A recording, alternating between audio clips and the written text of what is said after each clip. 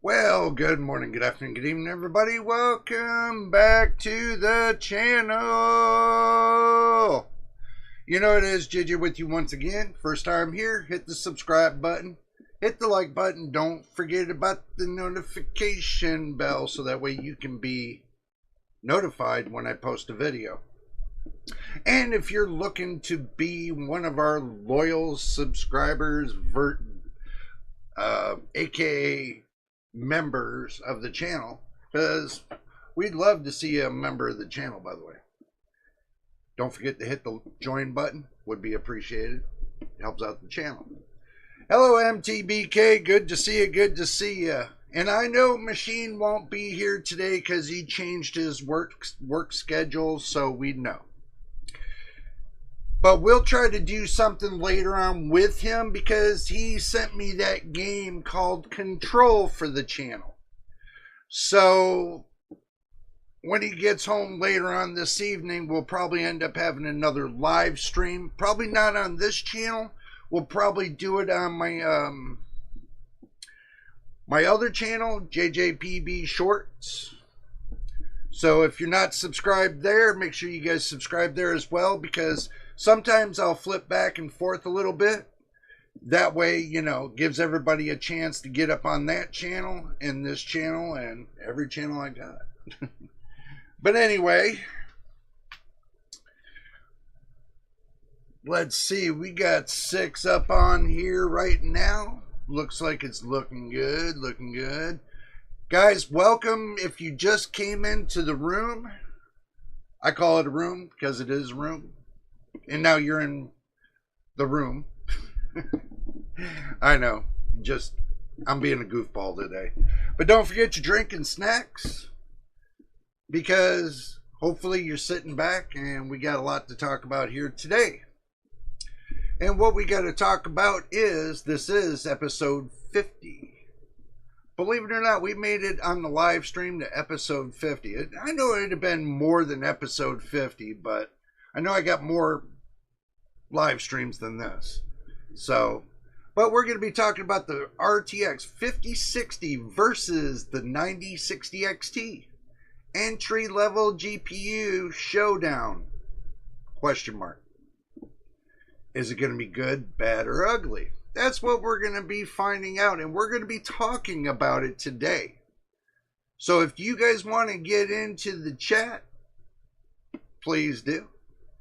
Because this way we can talk about what you guys think as well, about what you think about the 5060, RTX 5060, and the 9060 XT.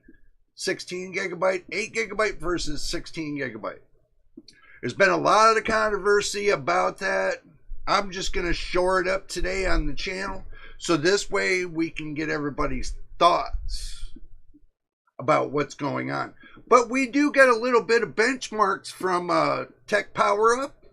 I went over there and I grabbed a little bit of something for you guys.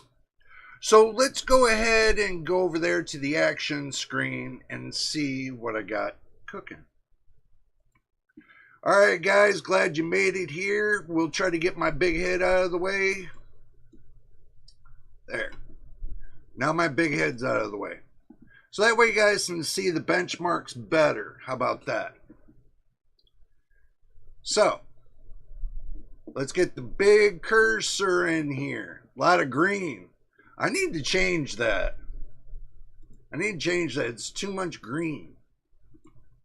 There we go. There, now it's not too much green. Okay, now guys, we're going to go through this one by one. So make sure you got your drinks, because you're going to need it. So Doom Eternal, from what it says right here, that it's 56.1% faster on the 9060 XT. Spider-Man 2, 42.9%. This right here, AC Shadows. I'm sure you guys know what AC Shadows means. Or should I have to tell you that one? I shouldn't have to do that. But AC Shadows, 35.7% faster. Monster Hunter Wilds, 35.3% faster. Ghost of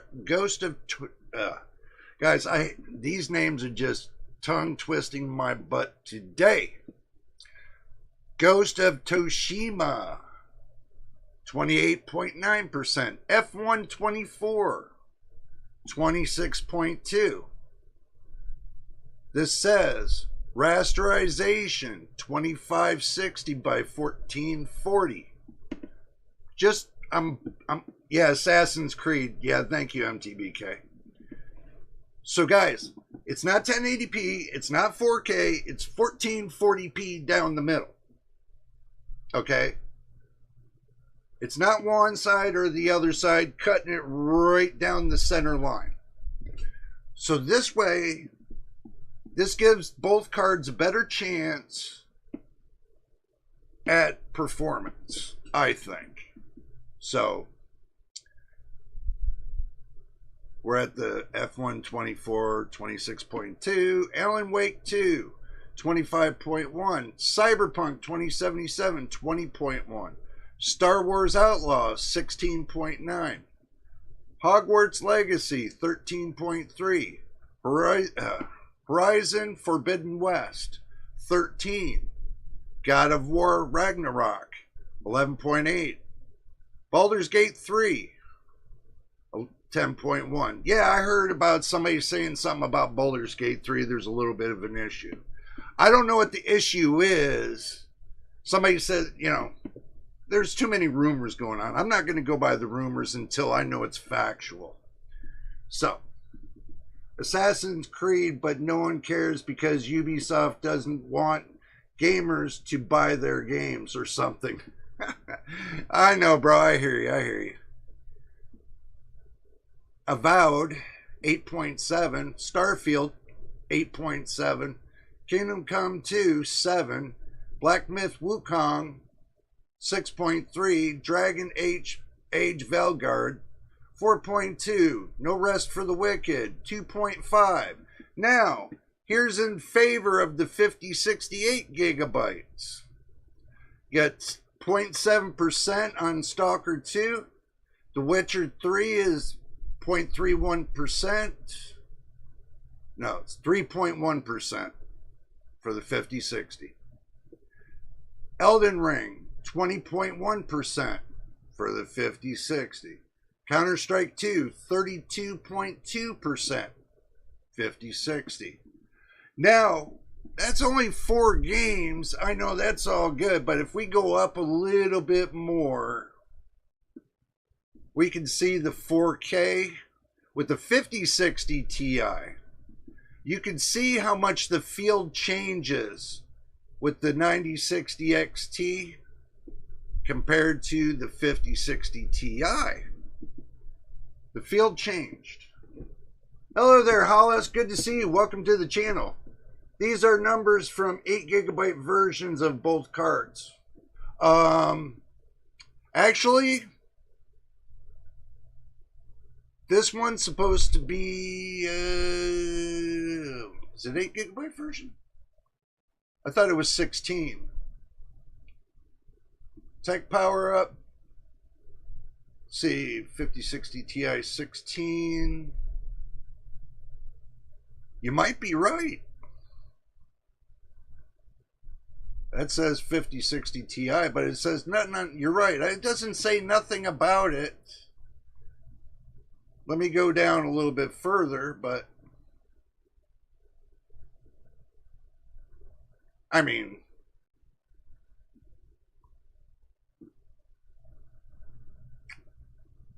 wow.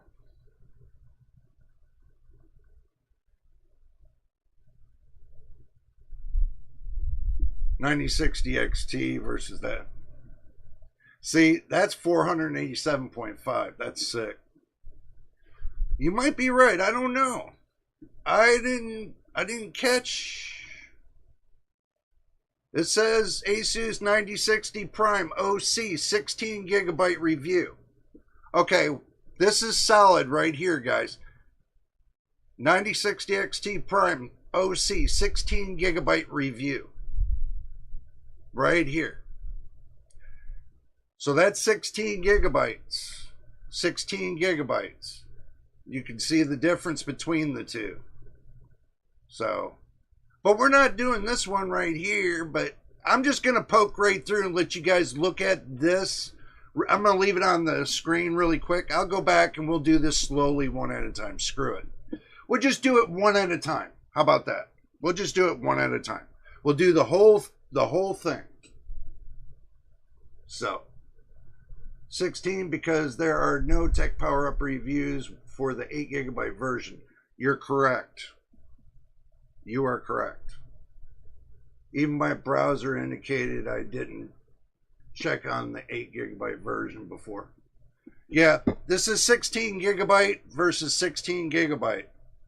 So you guys can get the idea going through here, but it looks like the 5060 Ti 16GB has a little bit more to it, but these might be some games you guys like to play here.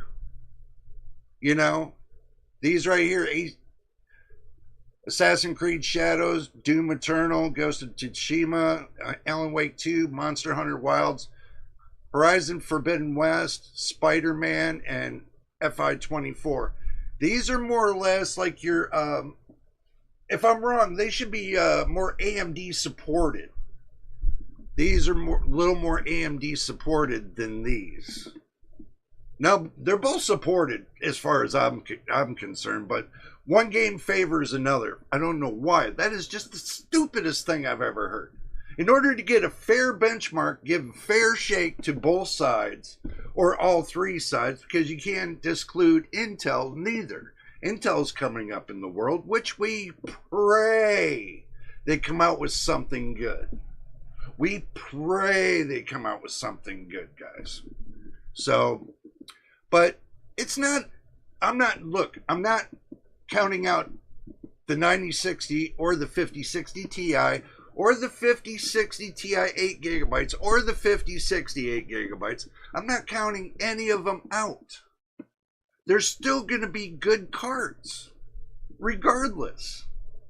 Regardless if you have to change your, God forbid, you got to change your settings, knowing that you can auto-optimize on the games themselves and let them optimize it for you, and you just play the game. Most of your games now these days, they automatically optimize for you. So when you start it up, it should just optimize. Unless you manually set it, then that's a different story. But when you click back to default settings, it should automatically optimize for you. That's what somebody told me. You guys can clear that up in the comments section. So, but anyway, moving on from this, because it looks like that at 1440p, slower. It says 4.1% slower. It says average 2.1% slower. So, looking at the 9060 XT 16GB versus the RTX 5060 Ti 8GB in rasterization at 1440p, the negative says negative number 5060 Ti 8GB faster. And then positive numbers right here explains it. So it looks like that the 5060 Ti 8GB is a little bit faster than 9060 XT 16GB. So we'll go through all of it. You know, I'm just gonna browse through it. They're using the same games. I've already called out the games. I don't need to call it the games anymore. So it looks, the Stalker 2 looks like it got 217.6% for the 9060 XT. Knowing that you come over to Counter-Strike 2, it's 44.2% faster than the 9060 XT, the 5060 Ti. Not too bad. I mean, when you come down to the 5060 8GB, this versus the 9060 XT, if this was 8GB, I would say this would be a fair-to-fair test. It would be a fair-to-fair test, but this is 16GB versus 8GB. So it's not really that fair, I don't think. Let's see. What's your opinion about the RTX 3070? Great card. Back in the day, it was a great card, even if it's got 8 gigabytes of VRAM.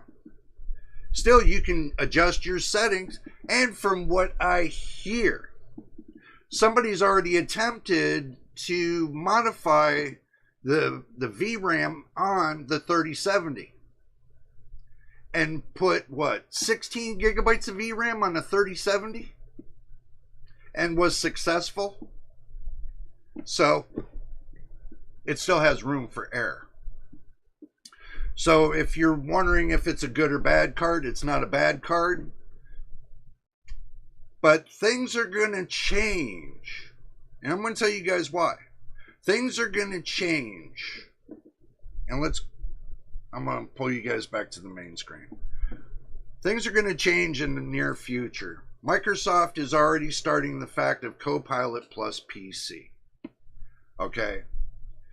Now, they're moving forward with Copilot plus PC. So that means that your PC, anybody's PC, in the long run, at the end of the game, at the end of the day, is going to wind up just like a Copilot plus PC. Not unless you don't embrace what Microsoft's doing, then that means this comes down to this. So, if you don't, then all AI features will not embrace on your PC.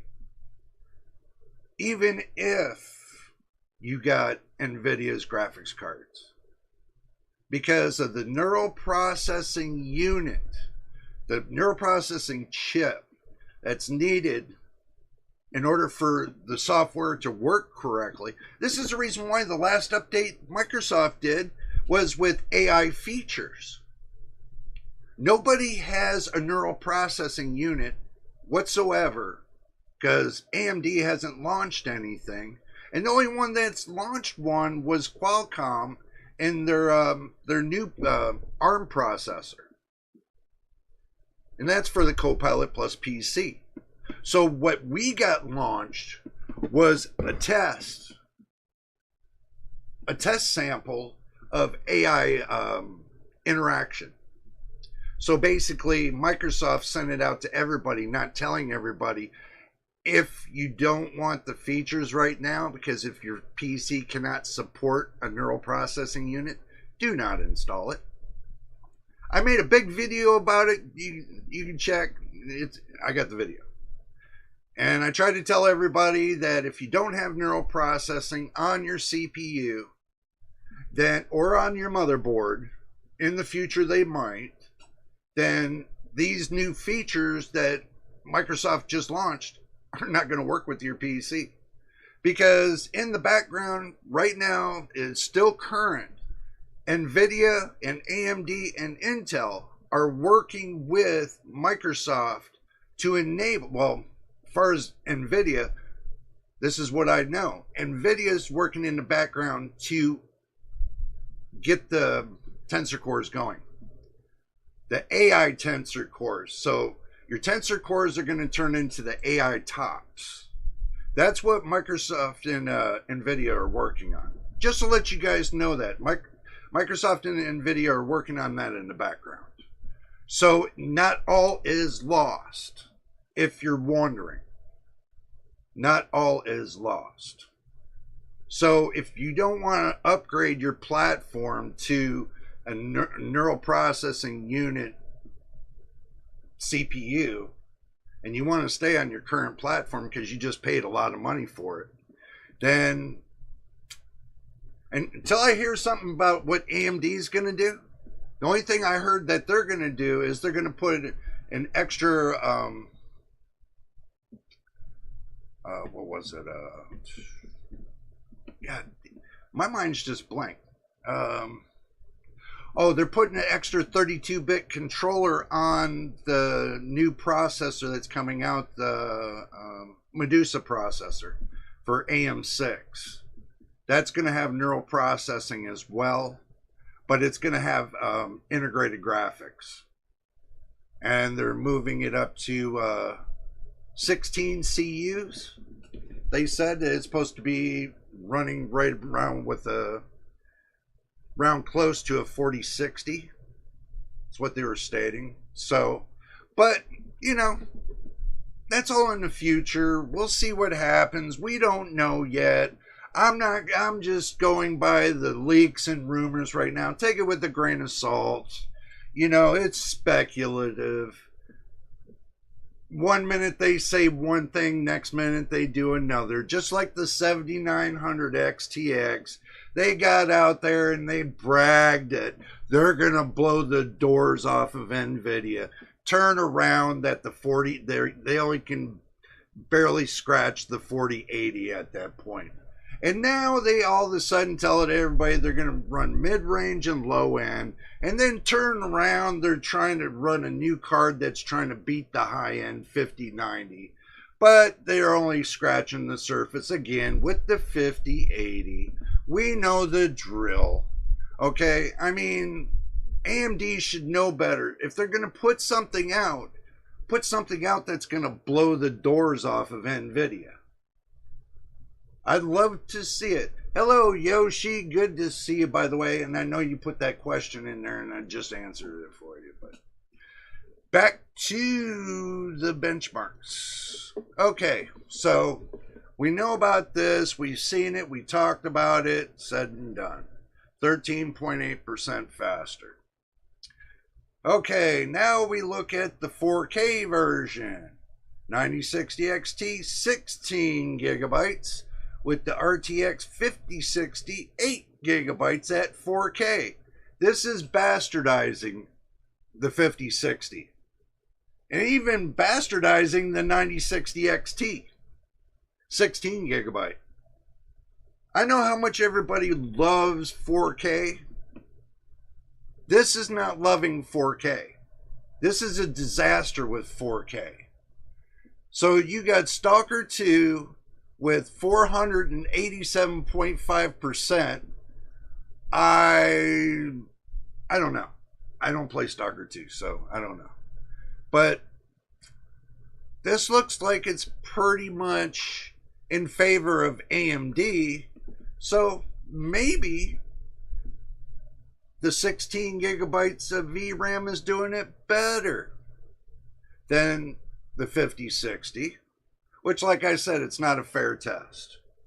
If you put the 5060 Ti 16 gigabyte version against this, the 5060 Ti 16 gigabyte is going to win.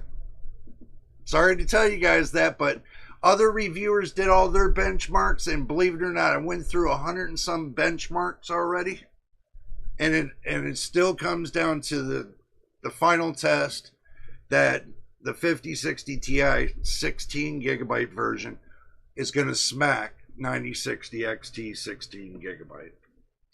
Nothing you can do about it. It's a fair test. So this is not a fair test. Not at almost 50% faster. That's not a fair test. So if you would have went 8 gigabyte and 8 gigabyte, especially if it was the 9060 non-XT, I'm sure side by side, they'll be about close to equal to each other and probably around the same price too.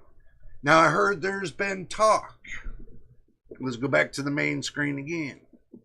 I heard there's talk about everybody, what was it? Everybody's sitting there saying, what was it? There should not be ever an 8 gigabyte version. There should never be an 8 gigabyte version. That's what other reviewers are saying. But I'm not other reviewers, and I'm not saying it. Because it has its value. Not just because for gaming, believe it or not, it has a multitasking use. You can still use it for content creating. It still has the AV1 encoding on the 5060. Still. Correct me if I'm wrong. I think the 9060 XT 8 gigabyte version has AV1 encoding too. You can correct me if I'm wrong about it. So you're telling me that these cards that are 8 gigabytes don't have any meaning? That are not worth anything? Of course they are. Let's say you play a little light gaming and you're in the office, but you do mostly office work all day long, but you spend an hour or two and you game lightly and you enjoy it off of an 8 gigabyte version, like 9060 XT 8 gigabyte version, or the 5060 8 gigabyte version, or the 5060 Ti 8 gigabyte version. We all know AMD is going to come out with the 9060 non-XT 8 gigabyte version. We all know this. It's coming. And there's also rumor too about the 5050 from NVIDIA coming out too with, guess what? 8 gigabytes. No, it's 8. I think it's 8. Yeah, there's a prospect. So that's something to think. It's fair deal. It's more than twice as fast compared to my laptop GPU, but it lacks AV1 encoding. Oh. Yeah, they do. All GPUs have AV1 encoding starting with the 40 series and the RX 7000 series. Yeah.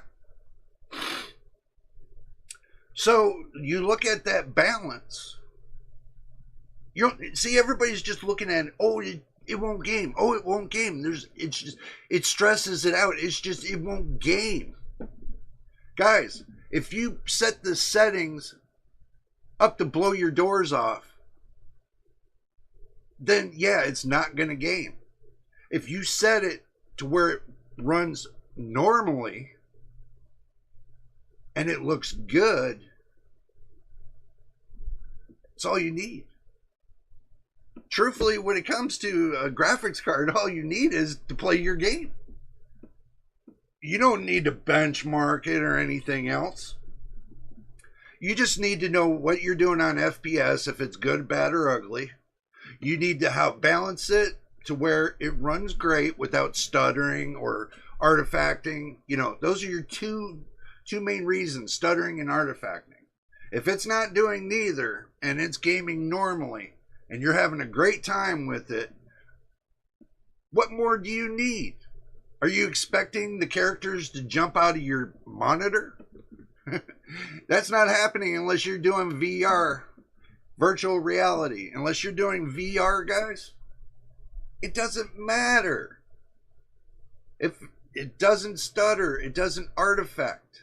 Those are your two key factors. And if it looks great on your monitor, what does it matter?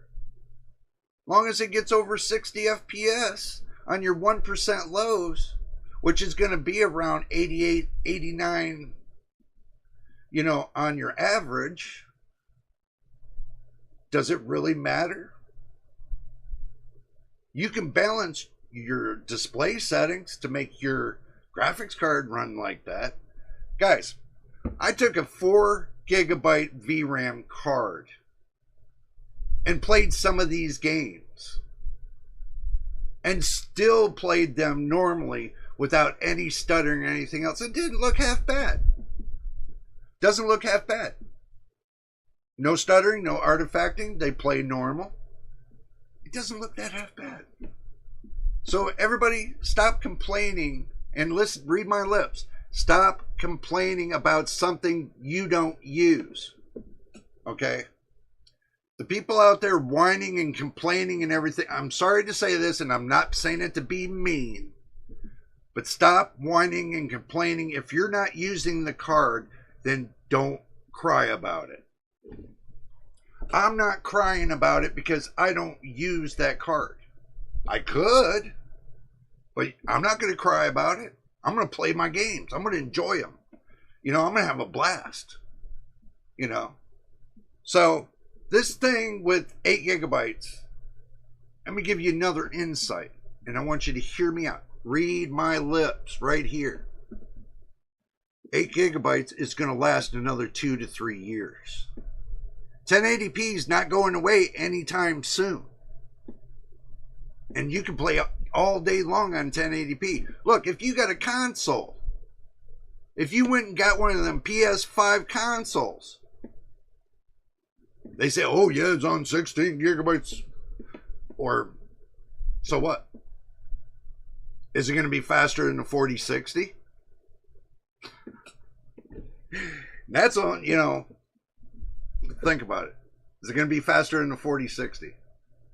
And this is a 5060. And this is definitely faster than a 4060. Going from generation to generation. So if you look at the console and it's faster than the console speed, what do you think? Guys, again, 8 gigabytes, 16 gigabytes, you got them trading blow to blow. How do I know? I'm telling you right in front of what you can see. Right here. It trades blow to blow. This is in favor of AMD at 4K.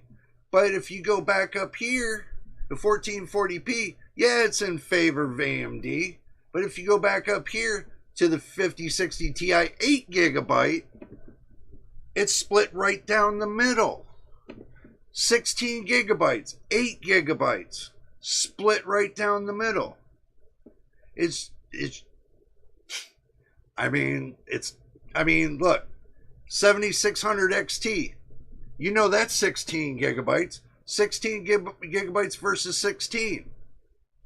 Okay, so 40% faster, 9060 XT, 40.1% faster, to be honest with you. So yeah, old architecture, new architecture. So, and you know what? We'll go performance per dollar. How about that? We'll go performance per dollar. How about? So, it's MSRP 350, 103%. 90. That's the 60 prime, and then you got the 9060 XT 102. So 5060 8 gigabytes, $300, 110% value. 110% value. 3070 8 gigabytes, 106% value at $320. B580 12 gigabytes, $250, 6 gig right here. And then you got your Asus 9060 XT, 16 gigabytes, 103%, 102%. Then you got your 9060 Prime right here, 100%. And if we keep going on, then we got the 9060 XT Prime, 90%. There's more than one card out there that they're selling on Amazon, Newegg, and Micro Center and all that. There's more than one card. So if you really want to keep going on it, you know, guys, it's not rocket science. Your best card of it all at 1080p is the 5060 8 gigabyte, $300. 110%. So now we got the idea of that. Let's get down 1440p. B580 for 14 performance per dollar. B580, 12 gigabytes, $250, 110%. Right below that, 5060, 8 gigabyte, $300, 107%. 3070, 8 gigabyte, $320, 107%. Equal with the 5060. 3080, 10 gigabyte, 105%. RTX 3060, 12 gigabyte, $220, 103%. RX 9060 XT from Asus, 16 gigabyte, MSRP, 103%. Here's another one, 9060 XT 16, 101%, 100%. You know, and then you come down to the 5060 Ti right here. It's $380 at 98%. 3060 Ti, 8 gigabyte, $300, 98%. ARC A770, 16 gigabyte, $250, 98%. So you know, on and on and on and on and on. Okay, 4K, B580, 119%. That's good. 3080, 10 gigabyte, $420, 113%. 3070, 8 gigabytes, $320, 104%. 9060, 103%. A770, 103. 9060 XT, 102. 3060, 102. 9060 16 again, 100. 6800 XT, which I love that card. $440, 98%. 9070, 16 gigabyte, $615, 96%. And then by the time we get down here, you know, now we're getting to the 68 gigabyte at $300, but it's only 90%. You guys get the idea. I mean, cost per frame, 1080p, 68 gigabyte, $300, 94 FPS, 3.2 US dollars. B580, 3.3 US dollars. 3078 gigabyte, 3.3 US dollars. 3060, 12 gigabyte, 3.4 US dollars. And on and on and on and on and on. Get to the 9060 XT, 3.7 US dollars. So looking at that, and the next one after all that would be the 5060 Ti 8 gigabyte, $380, 3.5 on the US dollar mark. You guys get the point. So looking at all that, that's not hard. It's not hard to see the truth in the matter. 8 gigabytes is still alive. Even on Steam, they're how they record everything and who's using what. Basically, they have a chart on Steam that who's using 8 gigabytes and who's not using 8 gigabytes. A lot more people are using 8 gigabytes. So let me read what MTBK had to say. Let's see. Yeah. So if we asked NVIDIA CEO Jensen, the 4060 Ti is faster than a PlayStation 5, and me with a power limited 4060 can get some nicer images with game engine configured optimization. Yeah, you could. I think the RTX 5060 is just as fast as a PlayStation 5, even faster. And one can buy a small GPU like this without spending much. I don't want to spend much now because no need for dinosaurs. True. Next generation is likely made more potent silicon, which is true. Which you got that 100%. It's gonna happen. It's going to happen. Microsoft's going to change the software. We're all going to be holding our pants up with no belt. And it's going to come down to the fact that everybody's going to be running to the store to get a new computer, because now they're going to put the fear factor of, they're going to say, look, they have already told everybody and announced it all over the boob, the U-boob, that Microsoft is saying, if you don't have a certain set of computer parts that are going to be matching with their software, you're going to need a new computer. They've been spreading that ever since, what was it? Computex, not this year, but last year. They even said it at Computex last year. Go get a new computer is what they've been saying. But what they don't tell you is this. If it comes down to the end of the day and you can't get your operating system updated, then it's best to go to Linux. They got many distros in Linux. So that might be a way to save your computer and save the environment and everything else. Just go to Linux. It'll take a hell of a lot of weight off of your computer, and it's going to run a lot faster, and you can still play your favorite Steam games, and you can still do a lot of things. Just a little more research, but it's worth it in the long run, guys. It's worth it in the long run.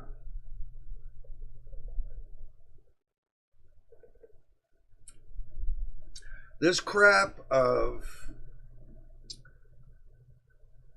being on the fence, of being fear-mongered from these companies is ending. I'm not going to put up with it, and I'm going to make sure, I'm going to tell you guys the correct information instead of everybody fear-mongering, which is not worth it. Yes, in the future I will be doing videos on Linux and their operating system, how to install it and stuff like that. So I will be working on that in time. And I know the time's growing short, but everybody will get the hang of it. It takes time. Why not? If you got yourself a spare computer, not your main computer, just take a spare computer that you got sitting on the shelf. Take it, install Linux Mint. That's a good operating system. And learn how it works. Because if you get to the point to where neural processing is going to be the only way to get your operating system to work, then you're going to be ahead of the game. So get yourself familiarized with Linux if it comes down to it all. Simple. It's a free open source program that's being updated by technicians all over the world. And they do it for free. And they have a donation thing for it too. You know, if you want to donate to them, you know, because they do work on it and stuff. They do update Linux quite frequently. Okay. The only thing I felt that was problem with Linux is that it didn't have any kind of antivirus. I know they got certain steps you can take to lock up things to where it doesn't get hacked, but that means you, just like with Microsoft, you got to be just as careful. It's not like Microsoft has ended all hacking, which they didn't. So it's not like Microsoft didn't take their operating system and all the variables and stuff that you can see on your screen and just take and put it somewhere that's locked, where you can't mess with it. That the only way it can be changed is by the actual program creators, you know, that are locked into this little special room with all these little Microsoft cronies, and they're the only ones that can touch your, you know, your operating system and updating it and everything else. So, but when you go to look in your Windows Explorer, you know, your folders, and you don't see your operating system anymore, then I know Microsoft did something. They did the one thing in the world that they should have done a long time ago, was lock up the operating system. Put it to where nobody can mess with it. Even the registry. Take the registry out. It's going to be no need for it sooner or later when they come up with the neural processing. It's really not going to do you any good anymore, because it's going to be a total different branch of net. It's going to have a total different branch. And I'm sure people are going to try to hack it and everything else, but they're going to find out that they're going to be able to lock away people from hacking those, and it's going to be done. So that's something to think about, guys. It really is. It's really something to think about. I'm not doing anything to scare the public like some reviewers do. I'm not here to bash some reviewers. They bash themselves and make themselves look this big when it comes to their information.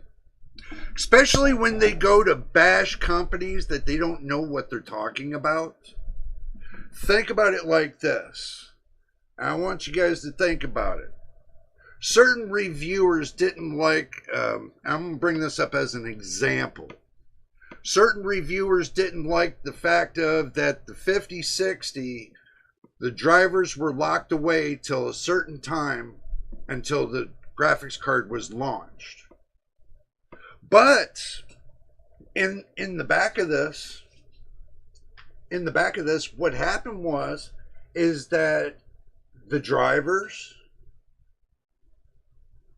were still there. They just weren't sent out. But Microsoft had the drivers. No one thought about that. In order to get the WHQL certification from Microsoft, NVIDIA has to pay for the certification. So that means Microsoft already has a copy of the Windows drivers. Guys. Oh. I don't know how else to put this.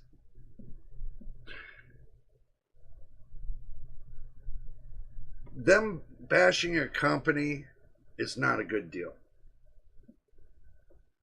Just because they don't like a company's practice, hey, it's their business, their company, and if they don't want to launch, they don't want any reviewers to launch any benchmarks till day of, then that's their choice.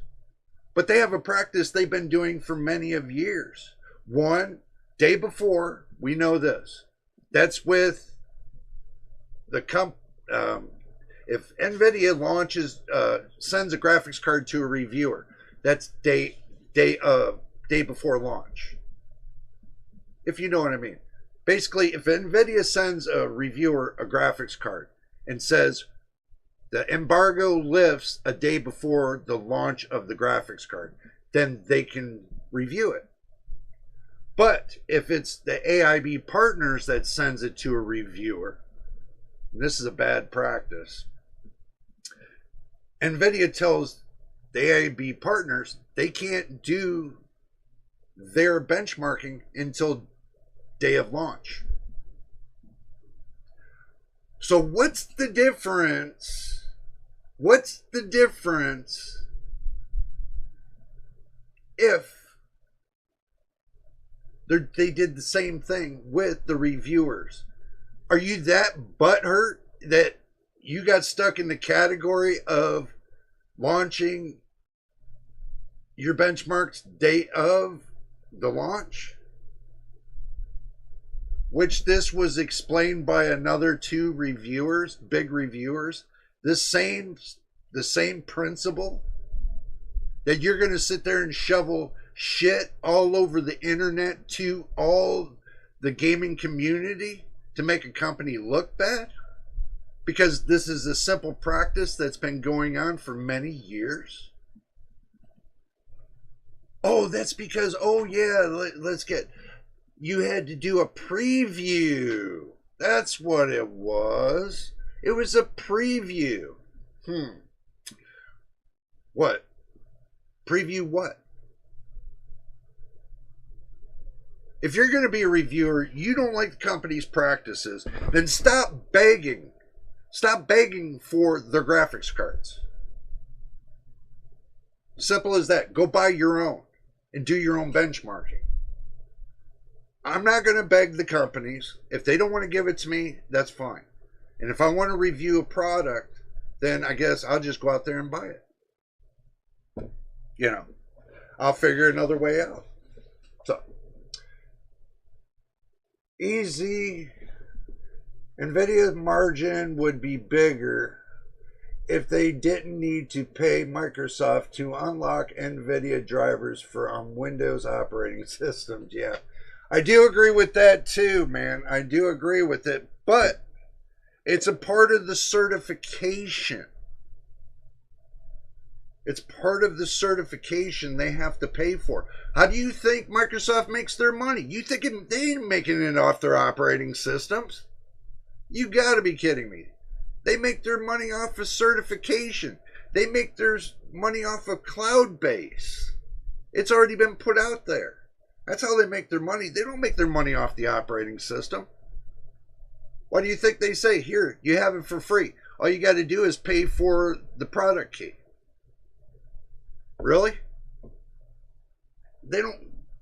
I mean, these little companies like CDK deals and stuff like that, they're the ones selling it for 24, 25 bucks. Microsoft only makes a little bit off of that, like, what, 8, 9 bucks per? I guess. I don't know. I'm not a part of that clique. So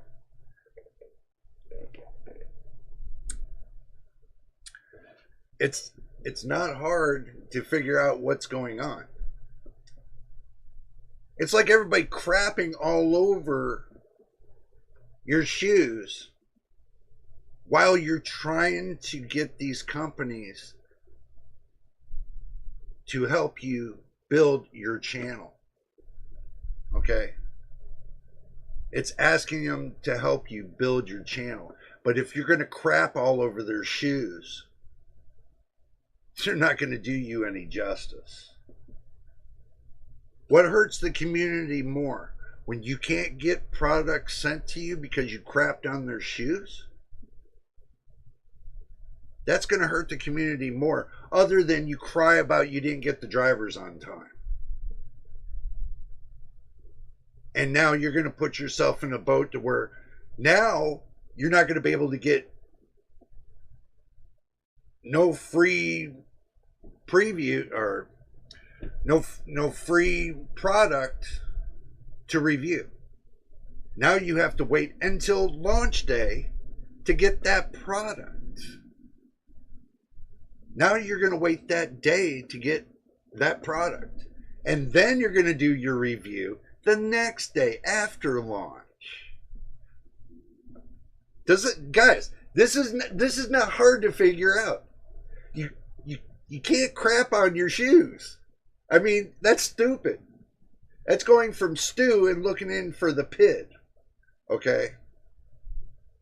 You stew your butt in there and you're looking for the PID. The PID. Stupid. So, you know, and hey, if they want to crap on their shoes, those guys over there, let them. I'm not going to do it. I got NVIDIA products. I got AMD products. I got Intel products. You don't see me crapping on their shoes. Why? I have Asus products.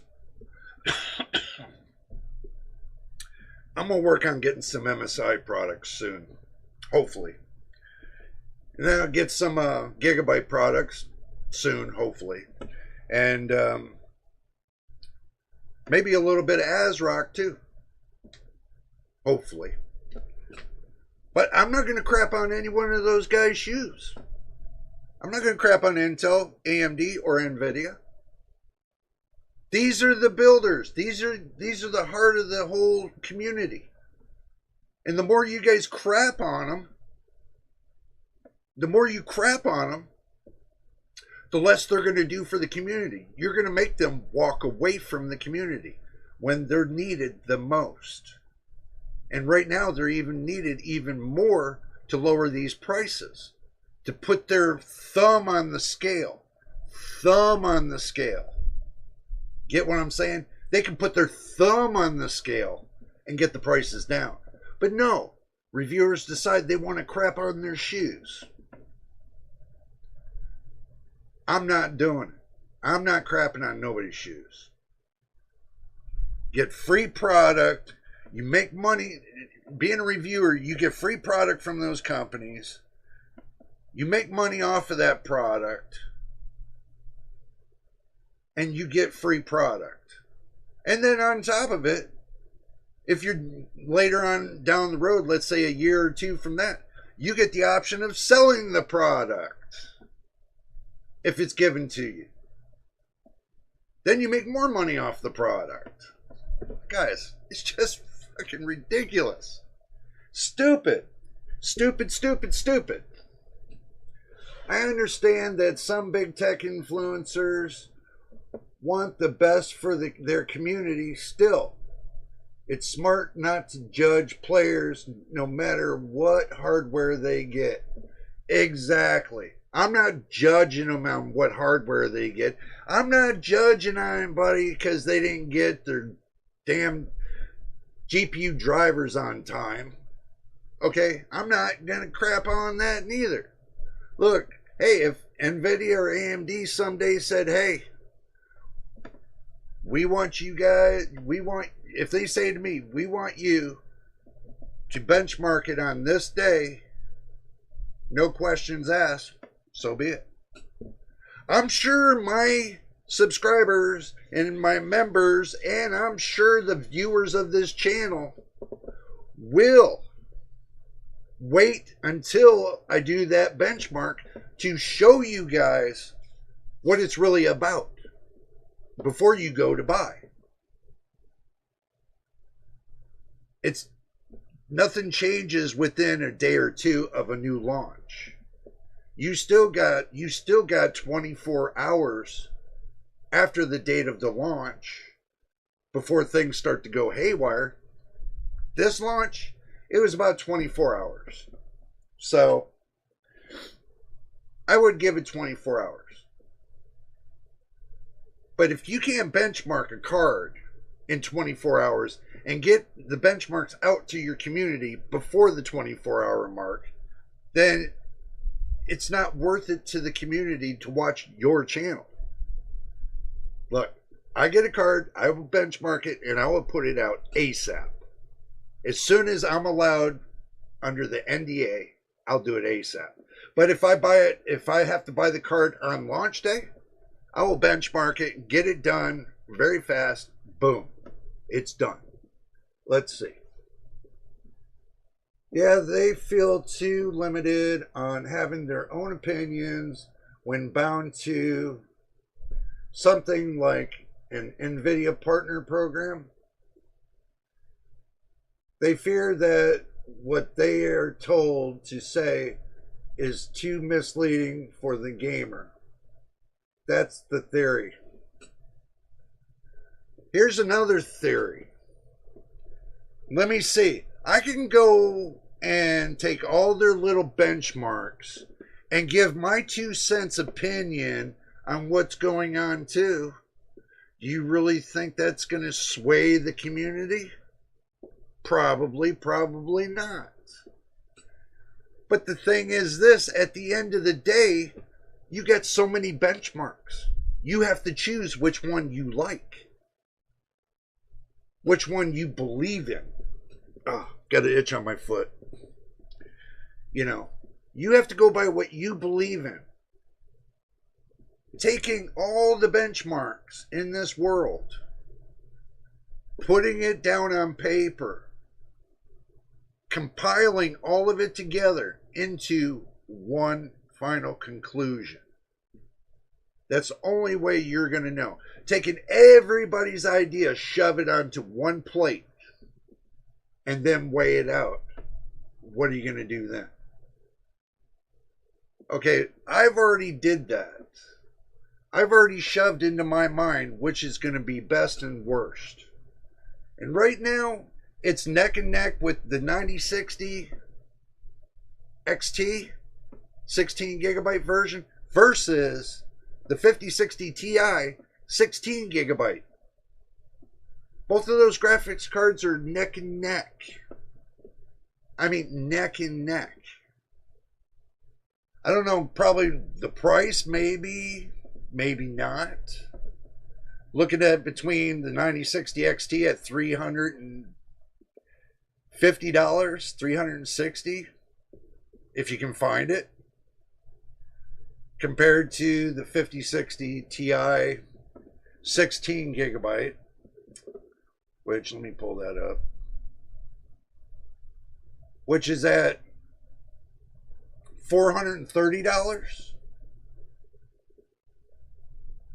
So Yeah. Which is going to be better? Price to performance.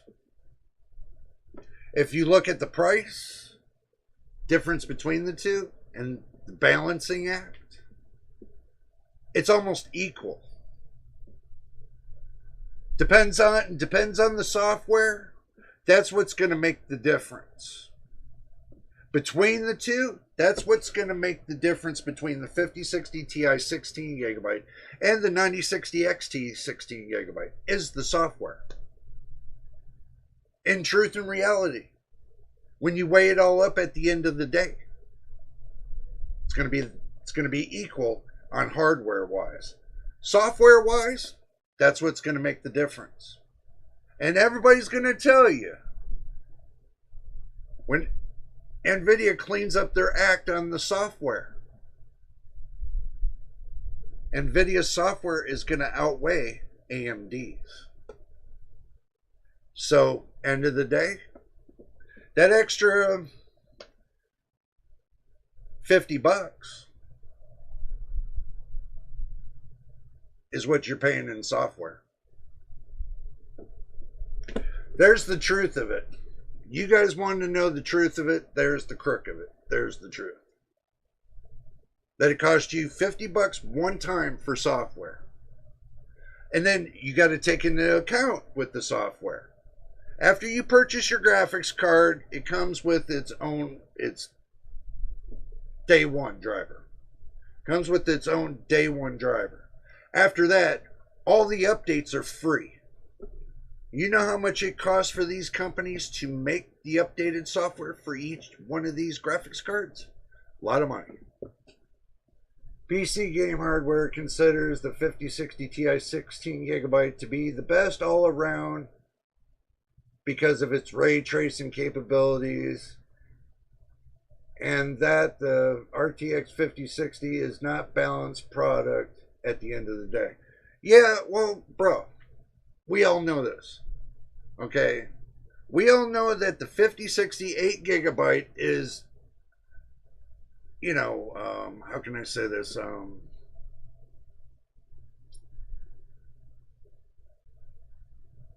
Kind of like a poor man's kind of graphics card. But guys, if you don't want an 8 gigabyte graphics card, then look, that's your choice. I'm not making that choice for you. I'm not telling you if it's good or bad. I can tell you it's got its good points, it's got its bad points. But all graphics cards do. You have to decide what you want. You can't let somebody else make it for you. If you think 16 gigabytes of VRAM is a good way to go with it. But do remember one thing. If you go with the 9060 XT 16 gigabytes, remember that and the 5060 Ti 16 gigabyte, they're both on a 128-bit bus. That makes a difference too. So they're not running on a 256-bit bus. MTBK, you say, however, it is frugal and good for saving money. I always said it was. One has to find some reasonable game setting, and it's overpowered for esports games alone. Bro, they're still using 4 gigabytes of VRAM cards for esports games. Still, go look on Steam. Go look on Steam. They're still using 4 gigabytes of VRAM for the esports games. Especially when you're paying less than 50, 60 bucks. You're only paying 50 or 60 bucks for a 4 gigabyte card. Let's be reasonable. Let's say 89 bucks for a 4 gigabyte card.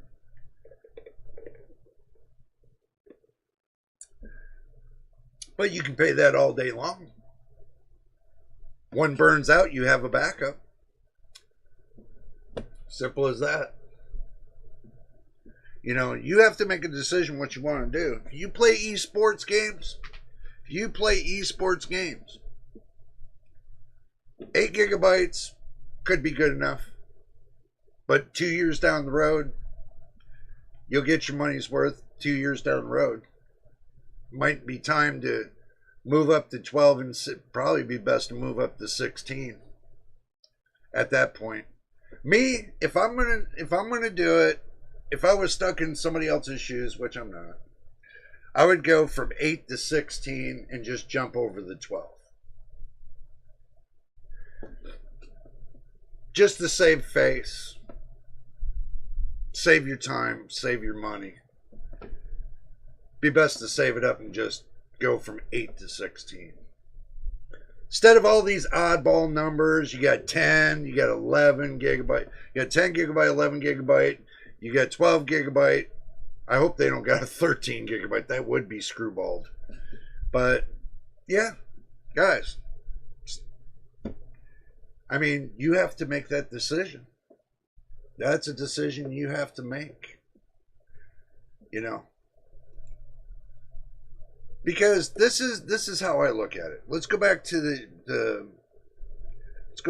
action screen. Okay, comes down, end of the day. Make myself a little bit smaller. End of the day.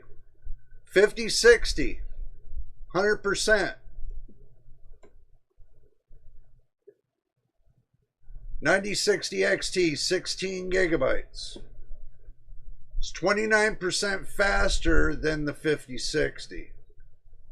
5060 Ti, 16 gigabyte, is right here.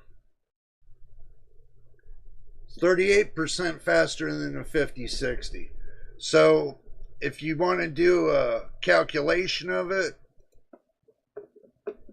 we can do the calculation too. So what we have to look at is that, and that's 8 gigabytes right there. All right, sorry, I was moving that around. Sorry, I didn't mean to make you guys seasick. So we look at the 9060 XT 16 gigabytes at 29. And we minus that from the 38. That's 9 FPS difference between the two. Between these two, 9 FPS. So for the $60 or $70,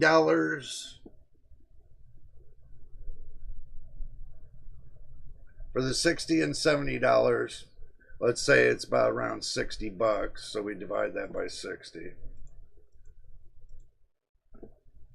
So you're telling me for the 0.15%, it's going to be worth your time. So you really think spending the $60 or $70 extra dollars is worth your time? It could be. Like MTBK said, the ray tracing is going to be better on the 5060 Ti 16 gigabyte over the 9060 XT. So it's amazing. It is amazing. I mean, but as far as the 5060, there's just too much of a percentage difference between the two for them to even benchmark those two side by side. It's just way too much. I mean, there's really nothing you can compare it to when it comes to that, because if I go back through and still get the relative chart up, I mean,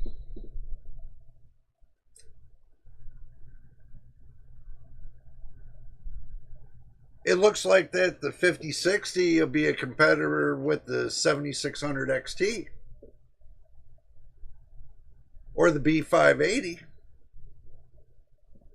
You know, The ARC B580 is only 1% faster than the 5060 because the RAM difference.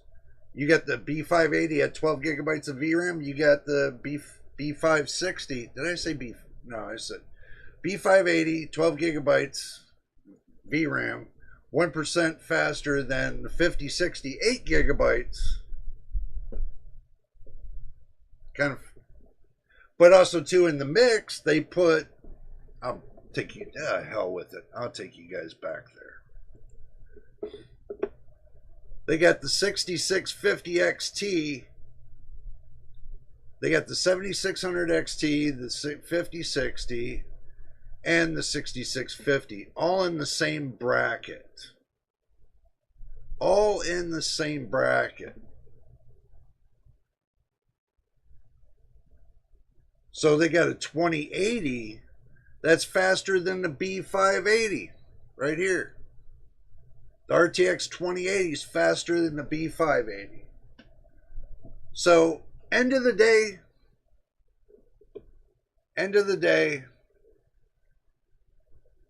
it doesn't matter. 8 gigabytes, 16 gigabytes, 12 gigabytes. As long as you can play the game and you can set your display settings to make it look good, it doesn't matter at that point. Because I can run 8 gigabytes all day long at 8 gigabyte card all day long at 6 gigabytes. I do it with my 4070, my RTX 4070. It's 12 gigabytes of VRAM, but I run that between 5 and 6 gigabytes when I'm playing my games. So it's night and day. 5060 baseline 100%. Better use multiplication instead of addition. I know, man. It's just the point. It's just the point. Okay? If you look at it at the end of the day, it doesn't matter which one's first or which one's last. As long as it can play your games, that's what matters the most. Yeah, everybody bitches about and whines about the prices. So what? It could be that you buy the graphics card now, in 6 months, it could be $100 cheaper. And then you're going to be saying to yourself, oh, I should have waited for a couple months longer. I hear this nonstop, man. Nonstop. I hear it nonstop, day in, day out. I mean, I know my math is not great. I'm not great at math. I'm not a math teacher. I'm not trying to teach you math. I'm here to tell you about, what I feel is good or bad when it comes to graphics cards. If it's worth it to me, I know it'll probably be worth it to you. But if it's not, then it's not. It's no love lost. I mean, if you want to think about it, it's no love lost.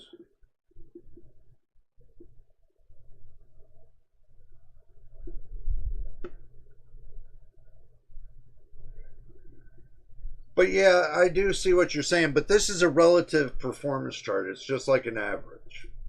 So I give them the benefit of the doubt looking at it as an average. So it gives me something to work with in the long run. Look, anybody on the inner boob can go to Tech Power Up, look at the relative performance chart, and see where the graphics card land with each other to give you an average of what's going on. Simple. Those guys spent a lot of time benchmarking these graphics cards. So in relative performance, like they say it is, that's better than nothing. That is better than nothing.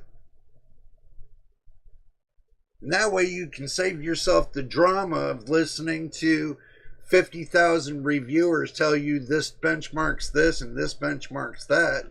You got this one poor dude over here that just benchmarks stuff and doesn't say nothing about it and says, here you go. Here's the benchmark. I've done it correctly. Here's the benchmark. So think about it like that. You can go online, you can see where your graphic card stands amongst the millions and know which way to go. There are, oh, sorry, my nose has just been itching all day. There are so many graphics cards on the market. So many different graphics cards on the market. Any one of them will be great, I think. Yeah, it doesn't matter much which GPU is faster on average. And having the best price to performance ratio is not what matters to all gamers. Exactly. Now you got it. None of that matters. If you can, at the end of the day, you can play your game, that's what matters. If you're happy, that's what matters. Don't matter who you purchased it from. Doesn't matter where you got it from. You plug it into your PC and you game away and you love every moment of it. That's what matters. Not what other people are saying. That's just blah, blah, blah, blah in your ear. That's just like the little feelers in your ear you hear from coming off of different websites and things, people telling you, guess what? That graphics card sucks. Give me a break. Every graphics card that's launched by a company does not suck. This is where everybody gets it wrong. Do you think those technicians sit there and play Nintendo all day long? They're doing this. You think they sit there and do that all day long? They get paid top dollar to build something that's great for the community. You really think they're really worried about, oh, it's got 8 gigabytes, whatever. This is going to work. This is going to work. No, they're not like that. They build it with perfection. Sometimes they have a little bit of imperfections. But that all comes down to the fact of who's making the CPU. They come out with the configurations. Who's making the CPU? That's where it starts. With the finishing product, that's where it ends into the gamer's hands. NVIDIA starts the process of building the picture. Sends it over to TSMC. They build the picture into reality. Then they take that reality, send it back to NVIDIA or AMD. And then after that, NVIDIA or AMD says, okay, now we got reality. Now we got real money in our hands. Let's go send it to the AIB partners. Tell them this is the price. Here's the reality. So, they come up with this little conclusion of MSRP. Big Factory says, this is MSRP for this type of card, or any type of card you make with this GPU die. This is the baseline, don't go below it. MSRP, baseline, don't go below it. Reason why is because that baseline that they set for MSRP is in case they make a, like AMD or NVIDIA or Intel, they make a Founders Edition card to sell from their company. That MSRP sits there reserved for the company themselves. That's not reserved for the AIB partners. What's reserved is they can't go below that and undercut the company. That's keeping them from undercutting the company. See, let's say NVIDIA puts out a $300 graphics card, MSRP. And Asus or none of them can say, okay, well, we're going to take and make it $250. No, no, no, no, no. That's why MSRP is bottom line. Because nobody can float below the MSRP until a certain time. Until the certain time that the certain amount of graphics cards are sold, then it's open for its limited time MSRP. So this MSRP had nothing to do with the gaming community in the first place. This was only company to company kind of thing. But somebody slipped up down the road a long time ago and says, oh yeah, this is MSRP. And then it started getting launched like that. So, guys, MSRP was not a thing. This was only brought out by some crony in the market saying, oh, this card's MSRP. This is what we're selling it at, Founders Edition. And that started with the companies.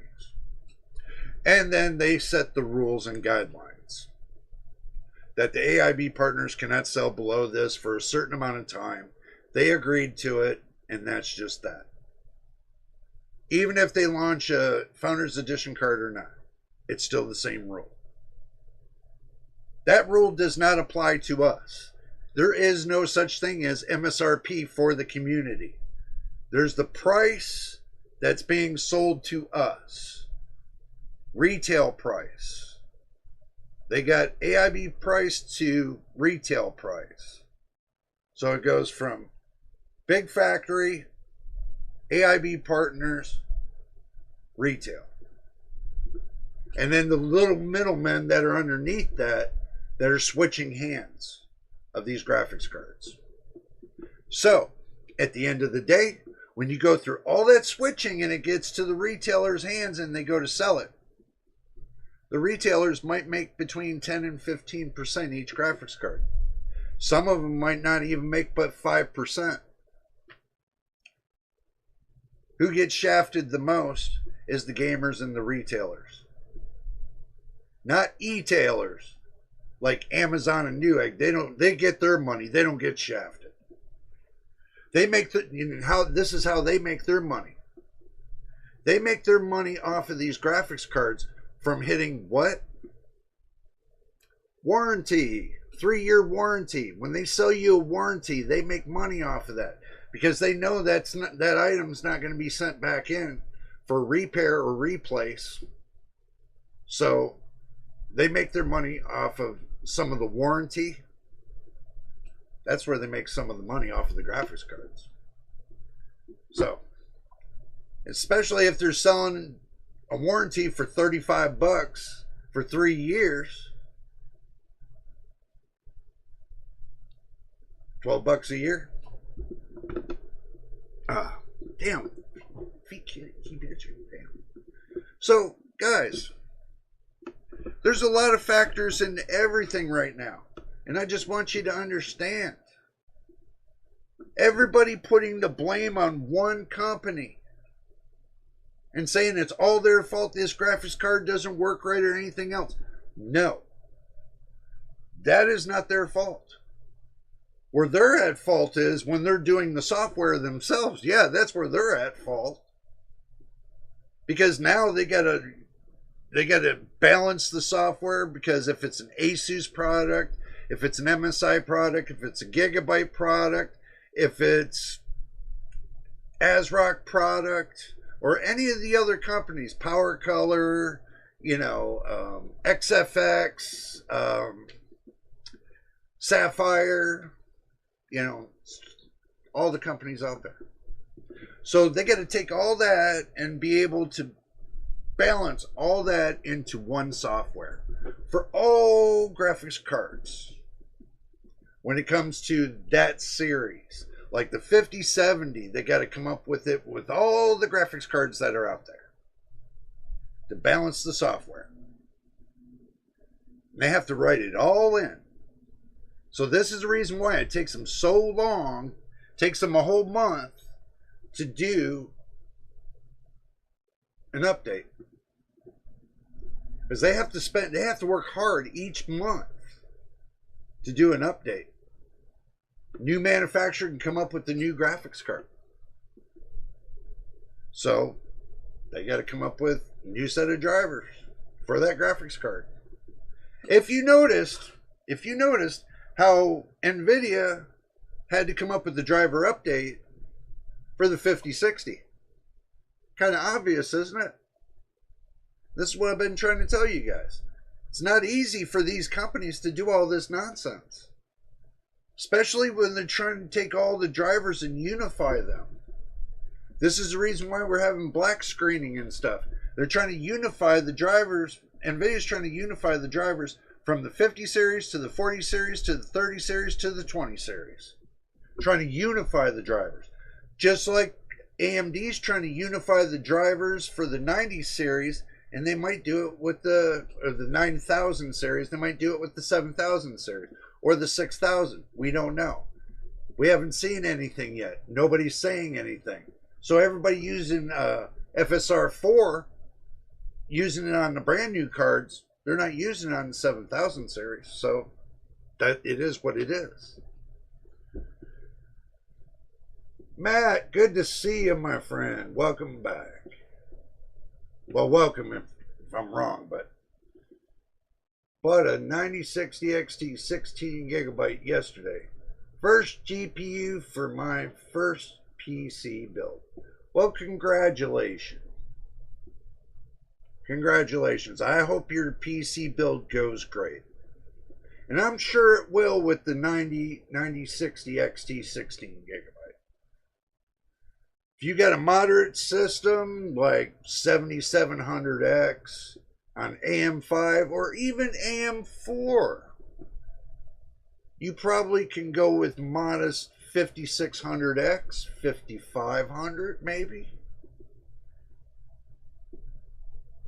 X570 motherboard or B550. If you do AM4, some people do that. Some people get a B550 motherboard. They put 128 gigabytes of system RAM on it at 3600 megahertz. 9700X, not bad. Not a bad one. Hopefully you got an 800 series motherboard. Hopefully you steered clear of the 600 series. Hopefully. And if you did and you got yourself an X870E or an 870 motherboard, you're doing good. But if you're down on the 600 series, I kind of cringe about the 600 series right now.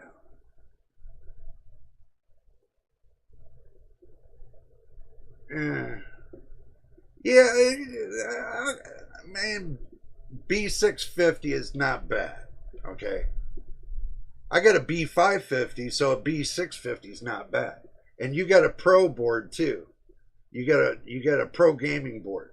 So that's not bad. With 64 gigs of RAM at 6000 megahertz. Yeah, well, yeah. But you kind of, if you're going to pay, well, let's see. Let's kind of go on a little adventure. How about that? We'll go on a little bit of an adventure. I'm going to get all this stuff off of my thing here. We're going to go on a little bit of an adventure, guys. Okay, so we're going to go to, let's go to Amazon. Just as a thing here. Now, we'll click on Amazon. We'll put X870. 870. Okay. Now, they got a B580-A, which that's a Strix motherboard. Guess what? That's my next motherboard. This is my next motherboard. Do you know why? Because I got the B550 Strix motherboard, the B550A. So I'm going to go to the 850A. Even though it's $260, I'm going to go with it. I have a good feeling about it. Look at this. $190 for an X870. $190.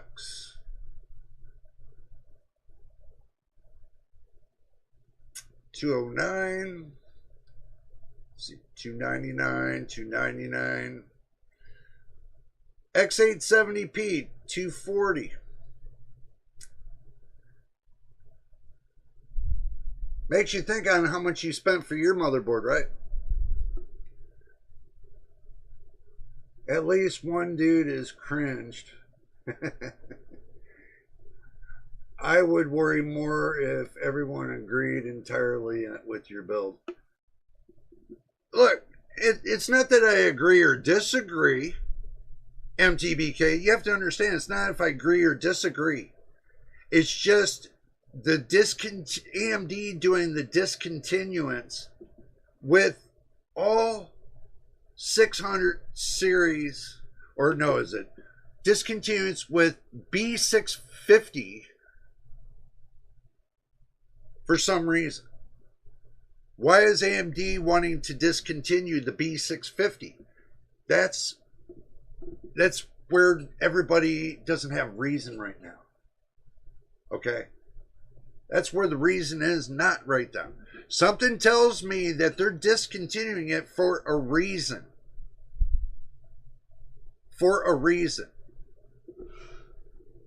As long it's faster than integrated graphics, I'm happy. Yeah, Matt, I mean, I agree with you. As long as it is faster, I do agree with you. But I'm just saying, price-wise, you know, you could have pulled. I mean, you could have got a decent one.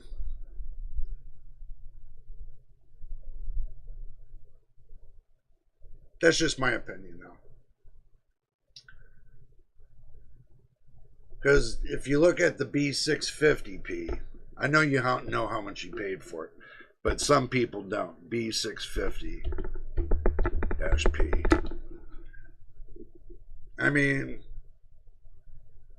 that right there is a refurbished used motherboard. I'm not going to count that. So B650p, if you were to discount the fact that it's $189, $190 for the 800 series motherboard. Okay.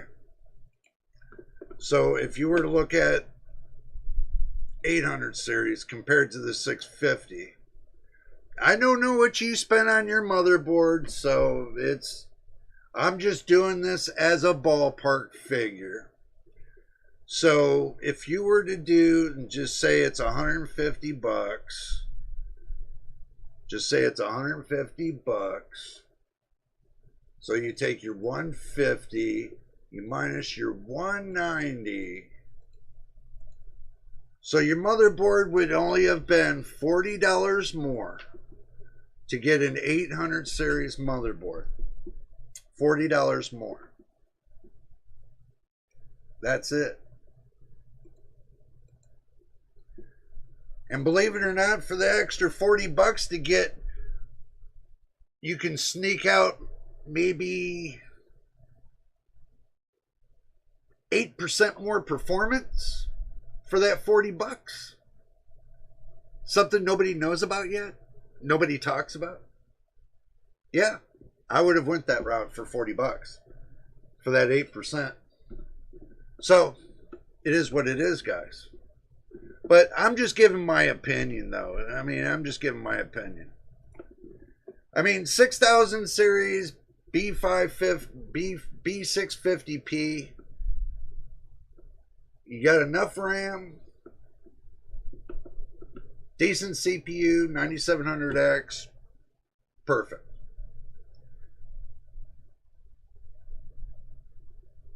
But I'm just saying, if you want to do something balls to the wall, then if you would have went with a B850 or an X870, then yeah, it would have pushed your CPU a little bit harder, I think.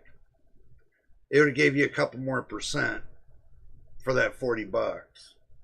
Maybe to some people that doesn't seem like much, but anything over 5% performance is better than none, I think. So, but 9700X is not a bad one either. That's not a slouch.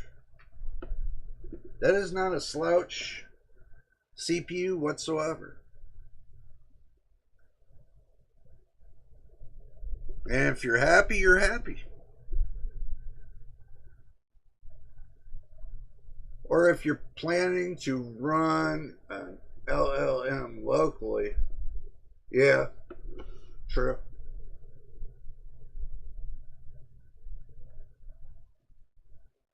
Balls to the wall would also mean to pay way more for an even beefier CPU. But I like the 9700X too. Yeah. You would pay a little bit more for a beefier set of voltage regulating modules, the VRMs. But it would definitely give you the power you would need in future term. But how future? This is the downfall. We talk about how to beef up our systems, but we never talk about the downfall. The downfall is this, guys. What if AMD decides to go to a different motherboard for desktops in 2027? There's already talk about that. There is already talk about that. So as far as building another system, you can build yourself a couple more systems, but in 2027, what's going to happen there? You know Intel's going to come out with the new motherboard. You know AMD is going to come out with the new motherboard. And it's the same cycle over again. Is it going to, and you say to yourself, is it going to be better than the AM4 series or the AM5 series? Is it going to be better? AM6, is it going to be better than the AM5? Or AM7, is it going to be better than the AM6? Or AM7 better than the AM6? AM7 is going to come out on a whole new motherboard. We know this. It's coming. Whole new motherboard. Total bit different chip. Let's hope that they come out with something so grand that it can take out the ARM processor. You know, the one everybody favors that doesn't do crap. I haven't yet seen the ARM processor game. Have you guys? Have you seen the what do you call it? The Snapdragon ARM processor from Qualcomm? Have you ever seen it game? Have you ever heard of anybody getting any kind of game off of it?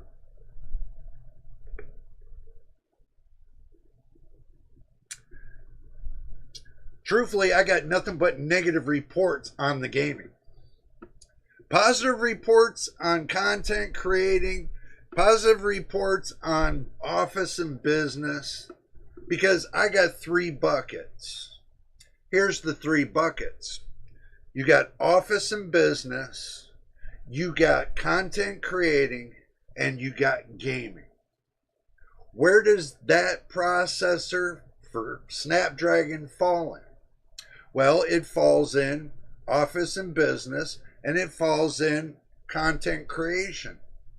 But as far as gaming, I think the bucket had a hole in it. I think the bucket got a big hole in it. Because it can't do all 3. Everybody's been saying it sucks on gaming. Then we come to x86 for Intel. Let's see where the bucket lands for, what was it? the Core 9, the Core 9 processors, the 200V, I think they call it the 200V. 3 buckets again. Office, the bucket's full. Content creating, the bucket's full. For gaming, the bucket's 3/4 full. That's Intel. Now let's go to AMD. 3 buckets again. They're best of the best processors.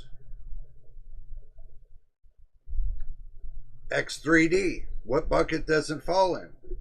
3 buckets. Business, the bucket's got a hole. Content creating, the bucket's got a hole. Gaming, it's filled up. Now, the X processors from AMD, 3 buckets again. Office work, the bucket's full. Content creating, bucket's full. Gaming, the bucket is almost full. What's your best processor that does all 3? The X processors. That's the reason why I like the X processor better than the X3Ds. MTBK says AMD socket AM6 will bring some uplifts to people. Uplifts, and people also wait for Intel Panther Lake and Nova Lake. Yeah, they can, but they're going to be waiting a while. They're going to be waiting a while. I do agree, but they're going to be waiting a while. So, as far as what we got going on for gaming, when you build a PC, this is the 3 bucket list you want. And always keep that in mind. The 3 bucket list. Business and office, content creating, gaming. Now, with having those 3 buckets, the value of your GPU is 3 times as value as you think it is. So using an 8 gigabyte VRAM graphics card, you got 3 buckets. Office work, the bucket's filled. Content creating, the bucket is about 3/4 filled. And with gaming, the bucket's 3/4 filled.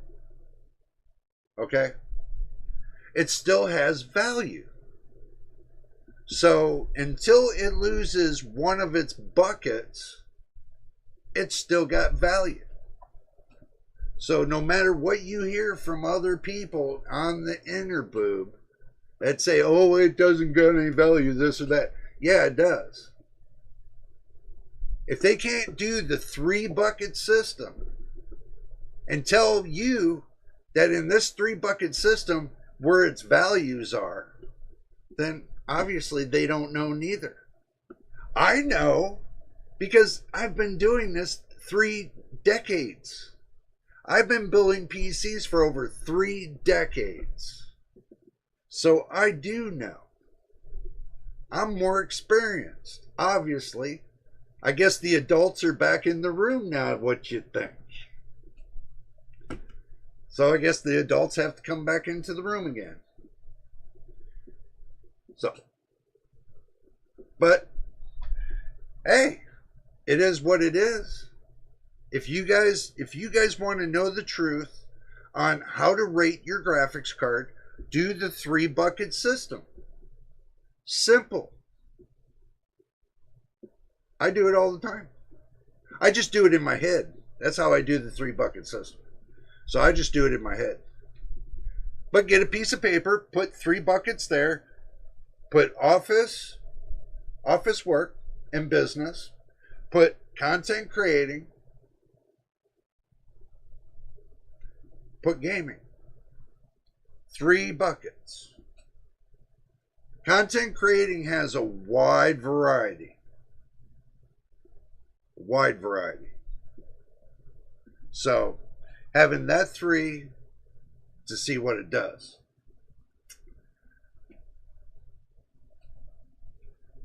Hello there, Nelly Rex. Good to see you. Welcome to the channel. Which GPU do you use? I use this one.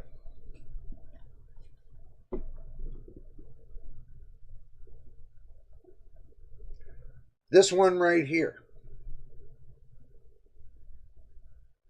This is the one I use on my system every day for the last couple years. Once I plugged it into my PC, it hasn't been out since. Only to clean. So,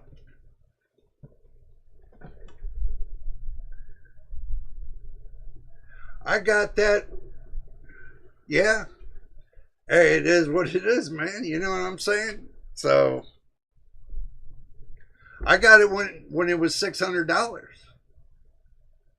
So, only price drop on this was it stayed at $550 for what? How many months? And then it dropped down to $529, and then boom, shot right up to the sky. Shot up right to the moon. So, yeah, it is what it is.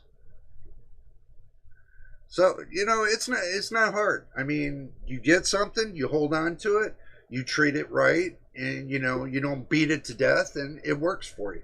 As simple as that. I enjoy it. I don't have no problem with mine. I have an MSI RTX 4060 Max Q laptop, GPU, 45 watts. There you go, bro. Good steel, man. I can't find any of those in stock anymore. Yeah, you're not. The last of the stock is all dried up. Even the ones that they did that were with GDR6, they're gone. You might find a 4070 Super out there. Soon to be gone. Only way you're going to find it is on the used market. You probably can find yourself a couple new ones here or there. Somebody's got something stashed. You know, somebody always got something stashed out there. So, yeah. I bought my 4070 when it first came out. When it first came out. Well, not when it first came out. A month after it came out, I got mine. So, but I'll tell you what, that Asus Dual OC model, it is a beast. To me, it's a beast. So, if you enjoy it, you love it, whatever. That's what I'm trying to tell you guys. If you get yourself a 5060 Ti 16 gigabyte, I'm sure you'll enjoy it. When it sits so close to the 4070 in performance. Not saying it is, but I'm saying it's getting close.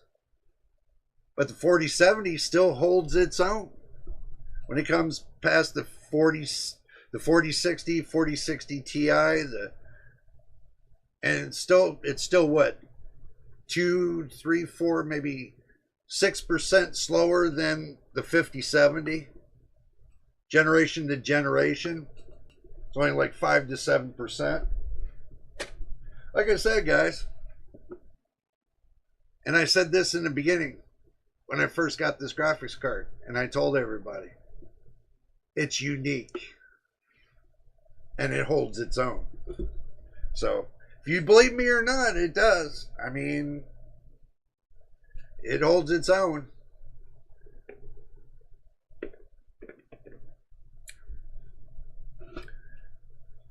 It's the only one that NVIDIA really made with an 8-pin power connector. Not that 12-volt high power crap. When this first came out, you had an option for a 12-volt high power or you had the option to get an 8-pin connector. I got the 8-pin connector because I thought it was unique to have a 40 series graphics card with an 8-pin connector. I thought that was unique. They might have done it with the 5070 Super, who knows, or another card, but I know mine has it, 8-pin connector. I just think it's unique and I love it. Because I don't have to change my connectors if they burn up, because they're not going to burn up. That's the good thing. Now you guys know why I like the 8-pin connector. And I pushed my graphics card to 200 watts. Because it pulls board power and plug power. So I enjoy it. It pulls even power, I think.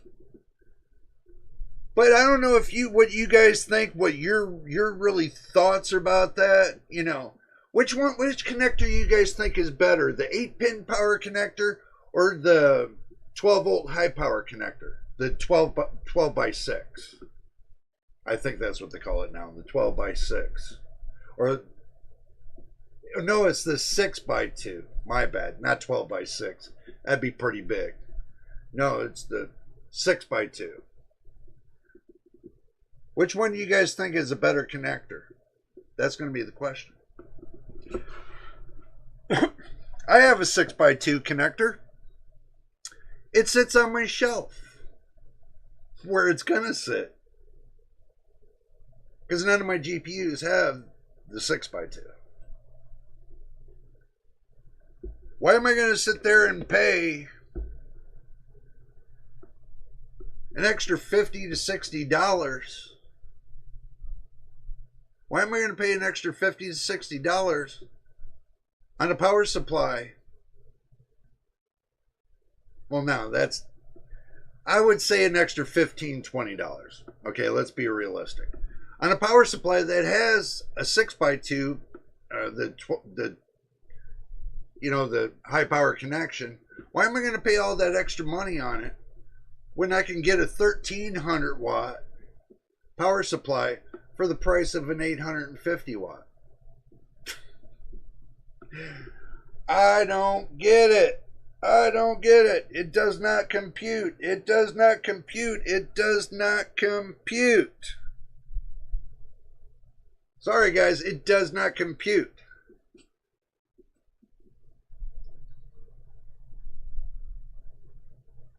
'21 RTX 9060 XT models are listed that I can buy, and every one of this has an 8-pin power connector. Yep.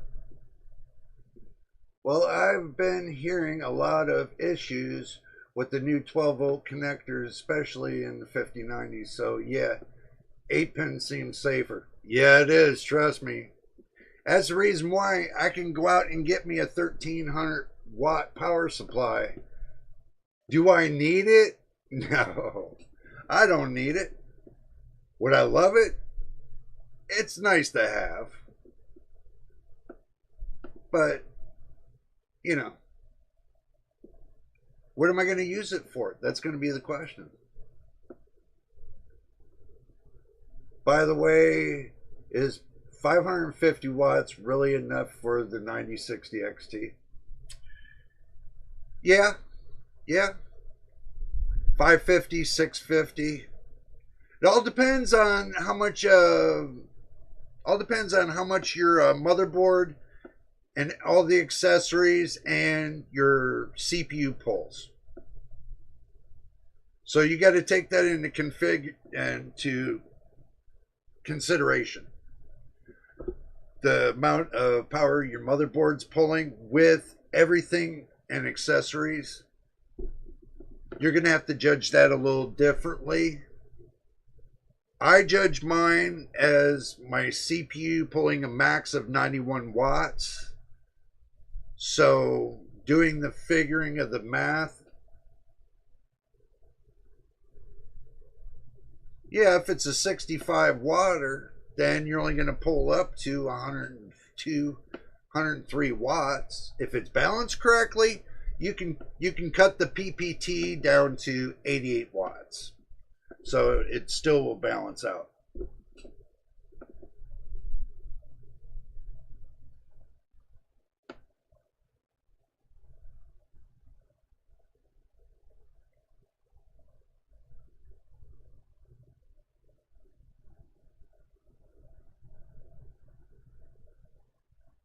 Yeah, but he's using the 9700X, bro.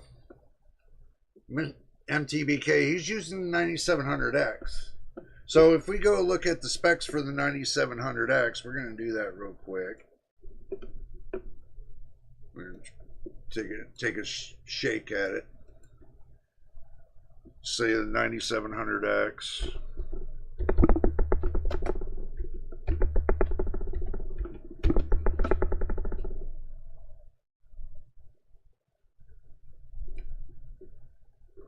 I'll take you guys with me on this run. 65 watts.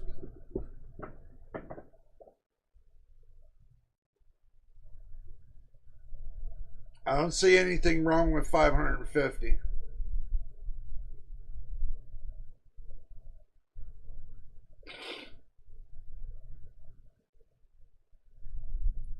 I don't see anything wrong with 550 watts.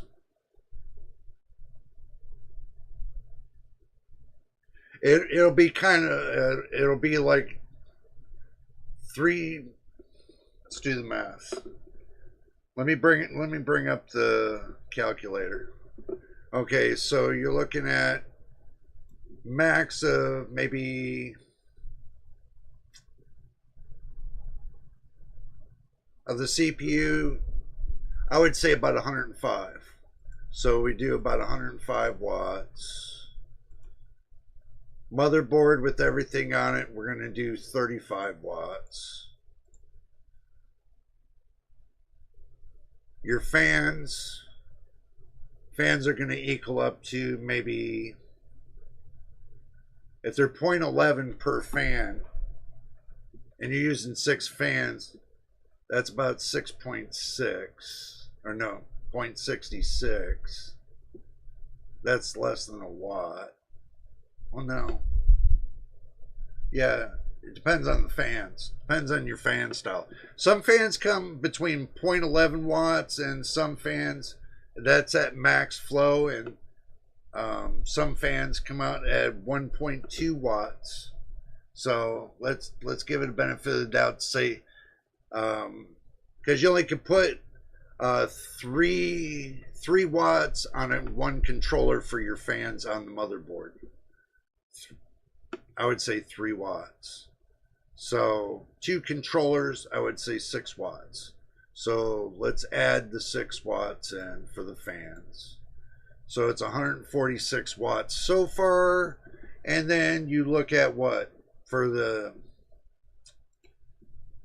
and you got the 9060 16 gigabytes, so 9060 XT 16 GB.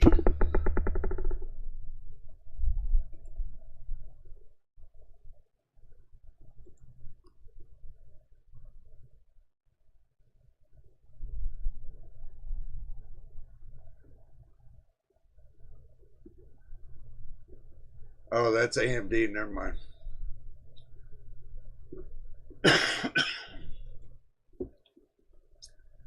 Okay, so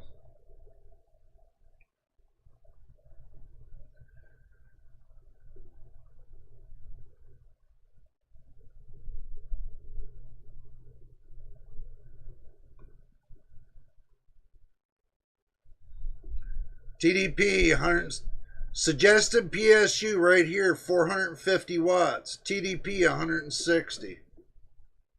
So, and if you go plus 160, max load maybe 306. So, if you're wondering, in my books, I would say between 300 and 400 watts. And a 550 watt you'll still have for over spiking and everything else. So you should have spare about 150 watts. How about that?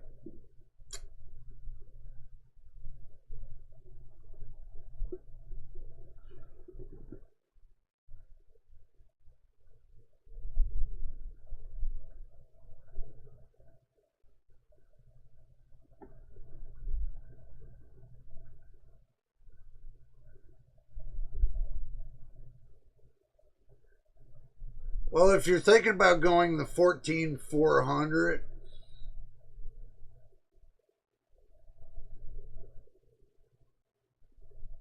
that is going to be a little different story. Maybe.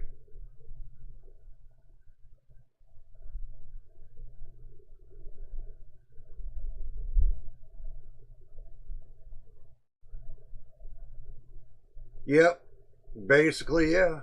When it comes to power consumption. See, you gotta allow for that.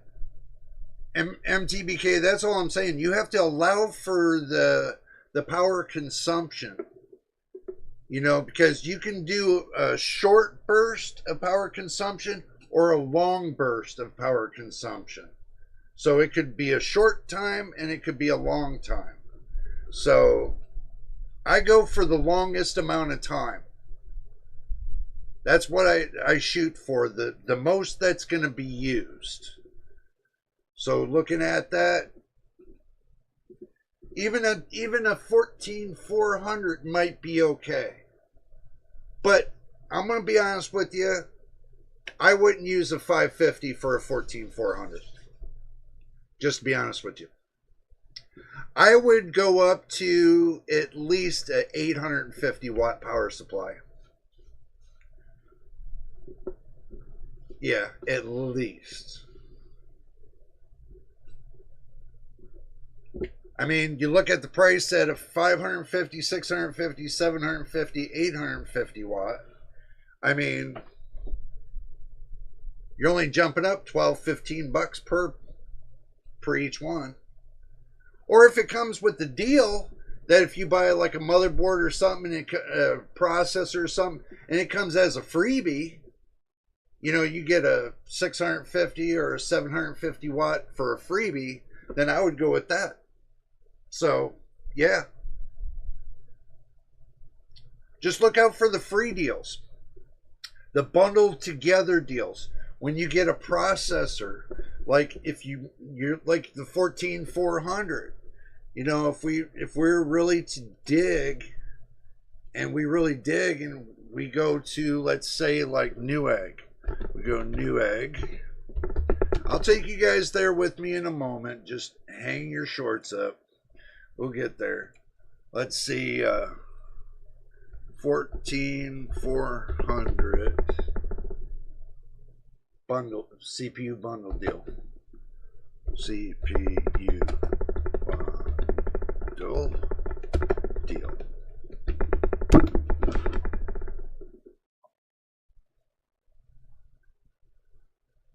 Let's see.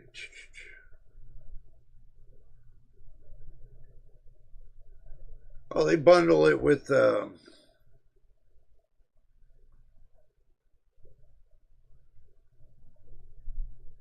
yeah, you guys got to come with me. Forgot. My bad. All right. Combo deal, combo deal.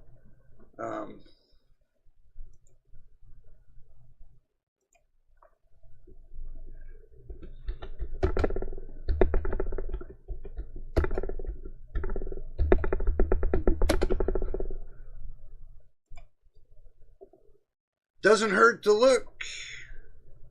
Doesn't hurt to look. You never know.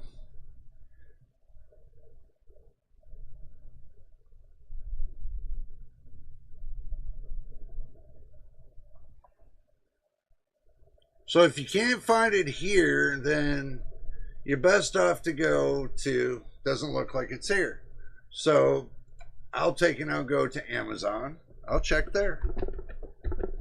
I knew they were having one with the, they were having one with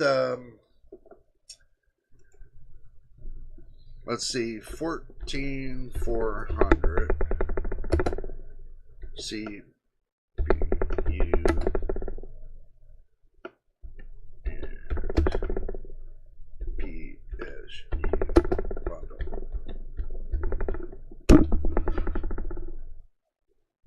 See, even 750 watt, $80. 750 watts, 65. 750 watts, 65. 1,000 watt. Look at this. 1,000 watts, $90. 1,000 watts, $90. Isn't that crazy? 700 watts. Look at this. $40. Non-modular though. $40.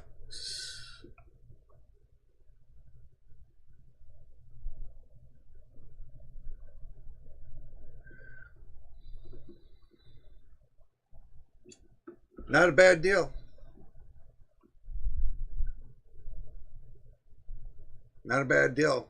Let's say you're looking here, right? 37. Let's see what we get.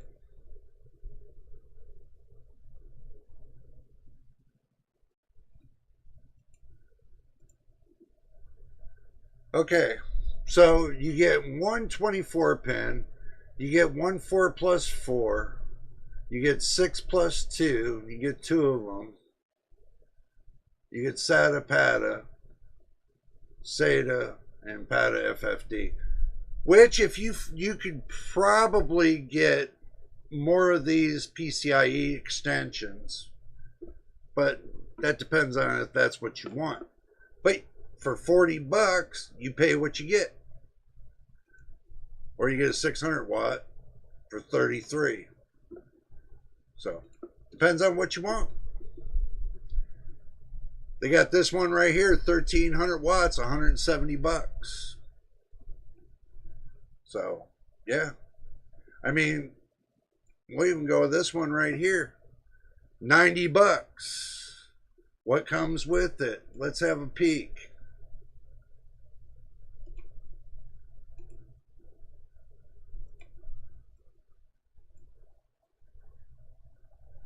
Let's see. Comes with this 24 pin, comes with the ID SATA. We kind of figured that. Comes with 1, 2, 3, 4. Comes with 4 connectors. 1 for CPU, 3 of them for your graphics card, and a 24 pin. 1,000 watts.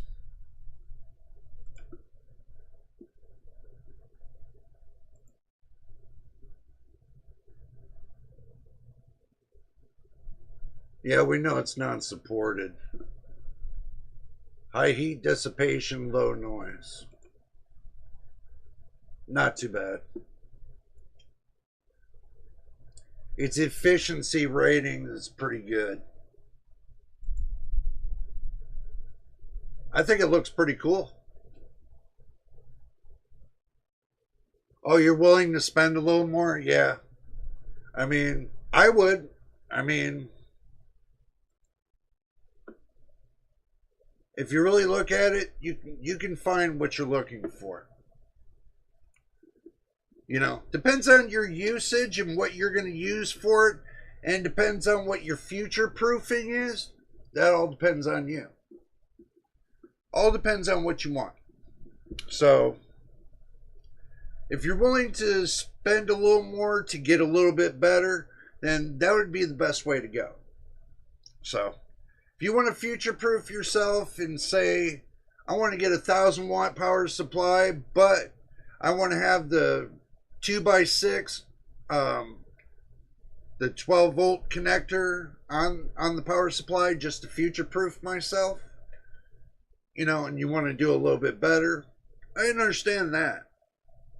But if you don't need it, why pay for it? This is the whole factor of everything that everybody gets mistaken. They pay for something that they don't use. So it's a waste of money. You could have took that extra 20, 50 bucks to get that one little feature modified and put that money somewhere else that was warranted. That's how you take and put your PC together. Now, with the 12-volt high power, I don't really need it on my power supply. I really don't. It's nothing but a headache in itself. So, if I got myself a 1300 watt power supply that has 3 SATA connect, that has a 3 PCIe connect, or 3 PCI, or 3 PC, you guys know what I mean. 3 connectors for your graphics card.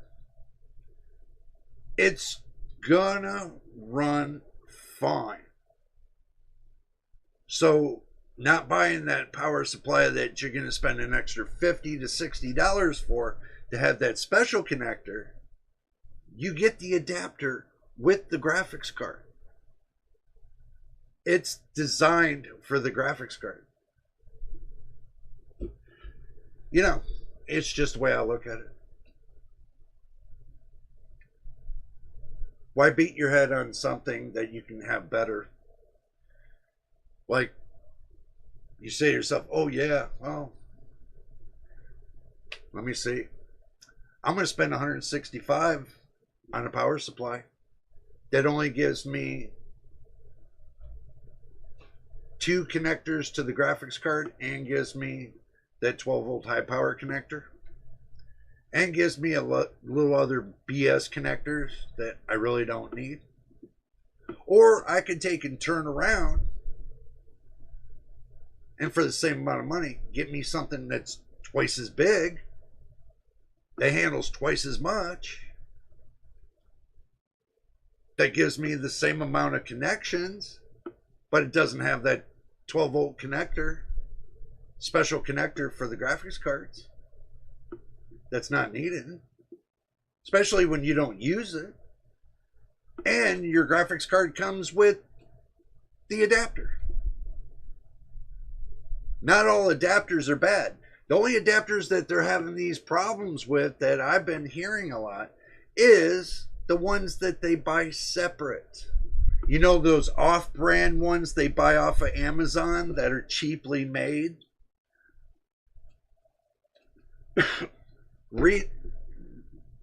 Listen to the stories.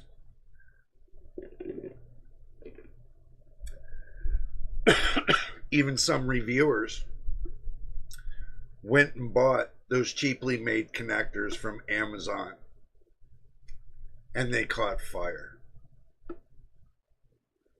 I know only maybe 1 or 2 that were sent with the graphics card that caught fire.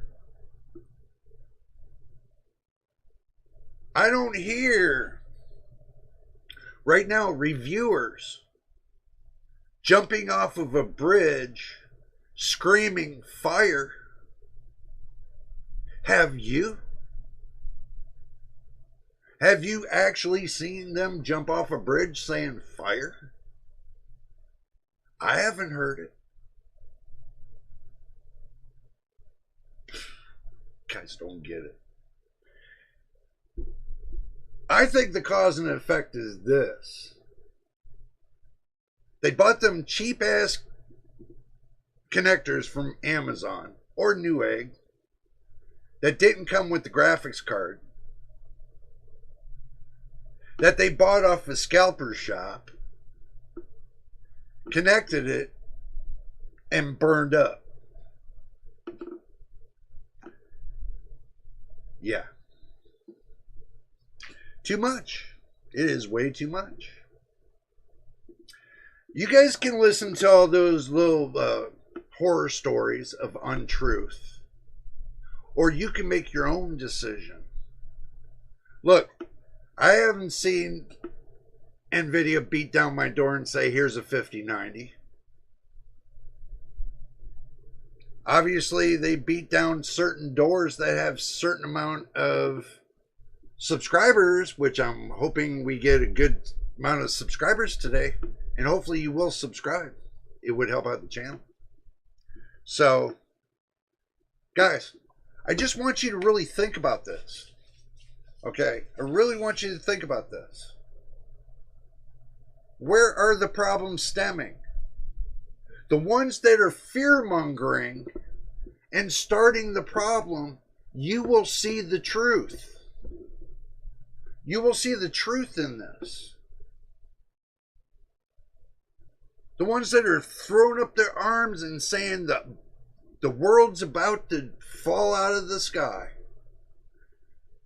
Make sure you strap yourself to the floor, not knowing how far the world's gonna fall.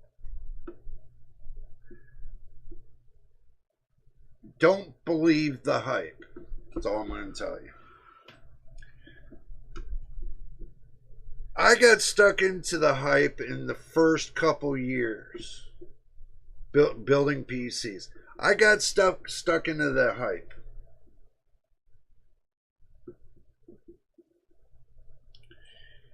And it sucked. I was just like the rest of those bronies out there saying the same thing. This sucks. This sucks. This ain't great. This sucks. You know, then I woke up after my first year, not knowing a damn thing.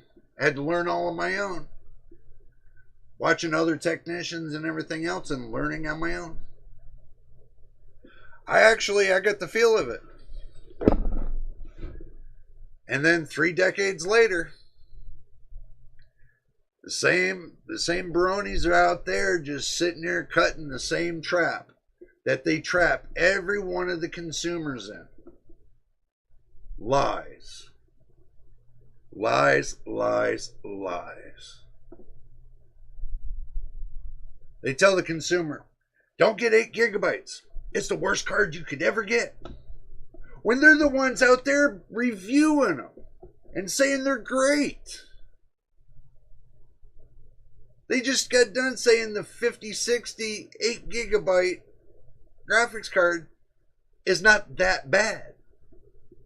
If you watch and listen to their words. Oh, and when they sit there and say, well, they didn't get nothing from NVIDIA. I didn't get no graphics card from NVIDIA or drivers. This is not fair. Cry me a river. That's when I told everybody, I got a truckload of cry towels. And you know how much one cry towel cost? $1. You know how much a truck of cry towels cost? $1. Can you explain that? Nope. Can't explain it neither. But the thing is this, that instead of putting all them tears out there, you could have pulled $300 out of your fucking pocket. Oops, my bad, guys. Not supposed to say that. $300 out of your pocket and got it yourself instead of crying everybody a river. Yeah.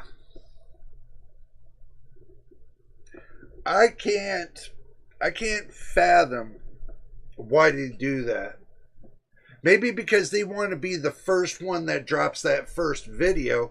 Because once they do that and they know the first hour, if they can get as much as they can for views, maybe that's where they collect most of their cash. Anybody think of that? No, we don't want to tell the world that. We don't want to tell the viewers that we get all our cash within the first hour.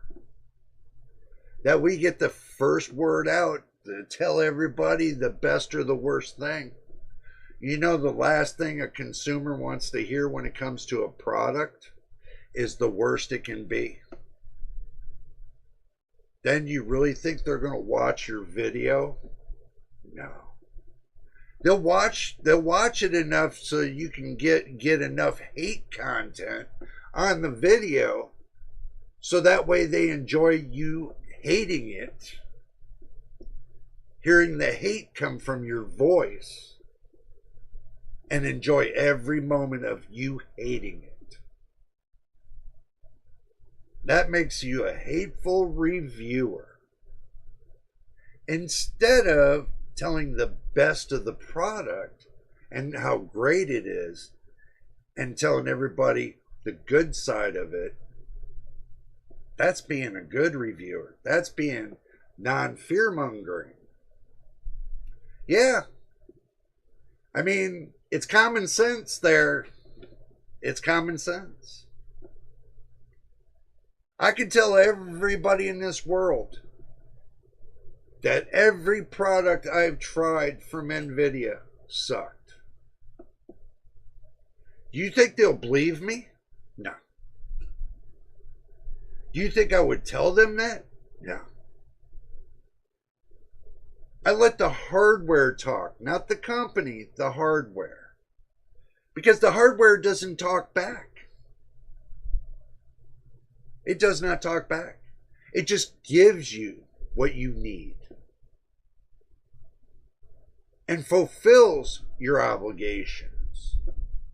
And I mean, read my lips, fulfills your obligations. So until you realize that, then you're never going to really understand how to build a PC. Fear-mongering, hating about your PC, or somebody hating about somebody else's PC, is not going to fulfill your obligation of what you're going to use it for. What if I told you, a friend of mine told me, he says, only thing I want to use my PC for is office work. That's it, bottom line. You know what I told him? Anyway, if you're going to use it for office work, you're going to pay the same amount of money if it's for office work, content creating, or gaming. The 3 buckets. If you build a PC and you want it to make sense, you get one that will accomplish every one of the buckets. So this way, when you get down the road, you can't say to yourself, I didn't buy the right PC. Especially when it didn't fill all 3 buckets. So hopefully you guys understand what I'm trying to tell you here. This is something no other reviewers are going to tell you. They're not going to tell you about this. They're going to say for gaming, gaming, gaming. But they don't tell you for the other buckets. They don't tell you at all. You got one reviewer that does for content creating. You got one that does for business. You got one over here that does just gaming. But they're 3 separate channels. Here, I'm talking about office work, business. I'm talking about content creating. And I'm talking about gaming. I do all 3 here. I just don't talk about one. So that's what separates my channel from their channel. They got their stuff split all apart. I got mine all together. So this is where I told everybody this is the place to be. Is because I'm telling you about all 3 and not just one. Yeah, they could say, oh, yeah. I mean, evaluate different channels for yourself. You'll come back to mine. That's all I'm going to tell you. So you make your decision. Where do you want to be? I'm not going to BS you. I'm going to tell you facts, not fiction. So you guys make your choice. You make your decision. I spend 7 days a week, 12 months a year,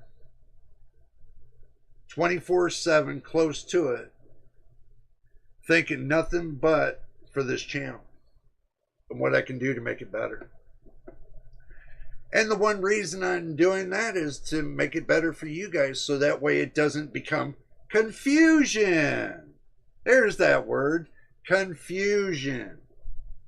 How many times you go to a channel and you're so confused, you don't even know which way to go? How many times? I bet you millions of times. I'm wrapping the confusion up into one ball. And I'm weeding out through the confusion. Yeah, you want to know about... you want to know about a motherboard? Right here. You want to know about a motherboard? Right here. See? There's the motherboard. You want to know about a basic 4 gigabyte graphics card? Right here. 4 gigabyte graphics card. You know how you know it's 4 gigabytes? That's why. You think it's hard to figure that out? No. It's all common sense. And that's one thing that some places that do these reviews don't use, is common sense. Look, I'm not here today to bash the reviewers in here. I'm here to talk about the 9060 XT 16 gigabytes, and I'm here to talk about the 5060 8 gigabytes. Comes down to it, is it good, bad, or ugly? Guess what? All graphics cards are good, because they have a lot of love put into every one of those cards. You think that an engineer is going to waste their time giving you crap? No. Do you think they do that just for money? No. See, engineers have moral obligations when it comes to building and crafting, and crafting a graphics card. There's a lot of love and heart put into it, and they know it, just to give to the consumer. Even though that some people say, well, it runs like crap. 8 gigabytes is not that near. Yeah, okay. Well, think about the 3 bucket rule. When it comes to that 8 gigabyte card, it's going to be more valuable 3 different ways. Again, if you hear somebody say that an 8 gigabyte graphics card is not worth your money, then give them the finger and say, have a nice day.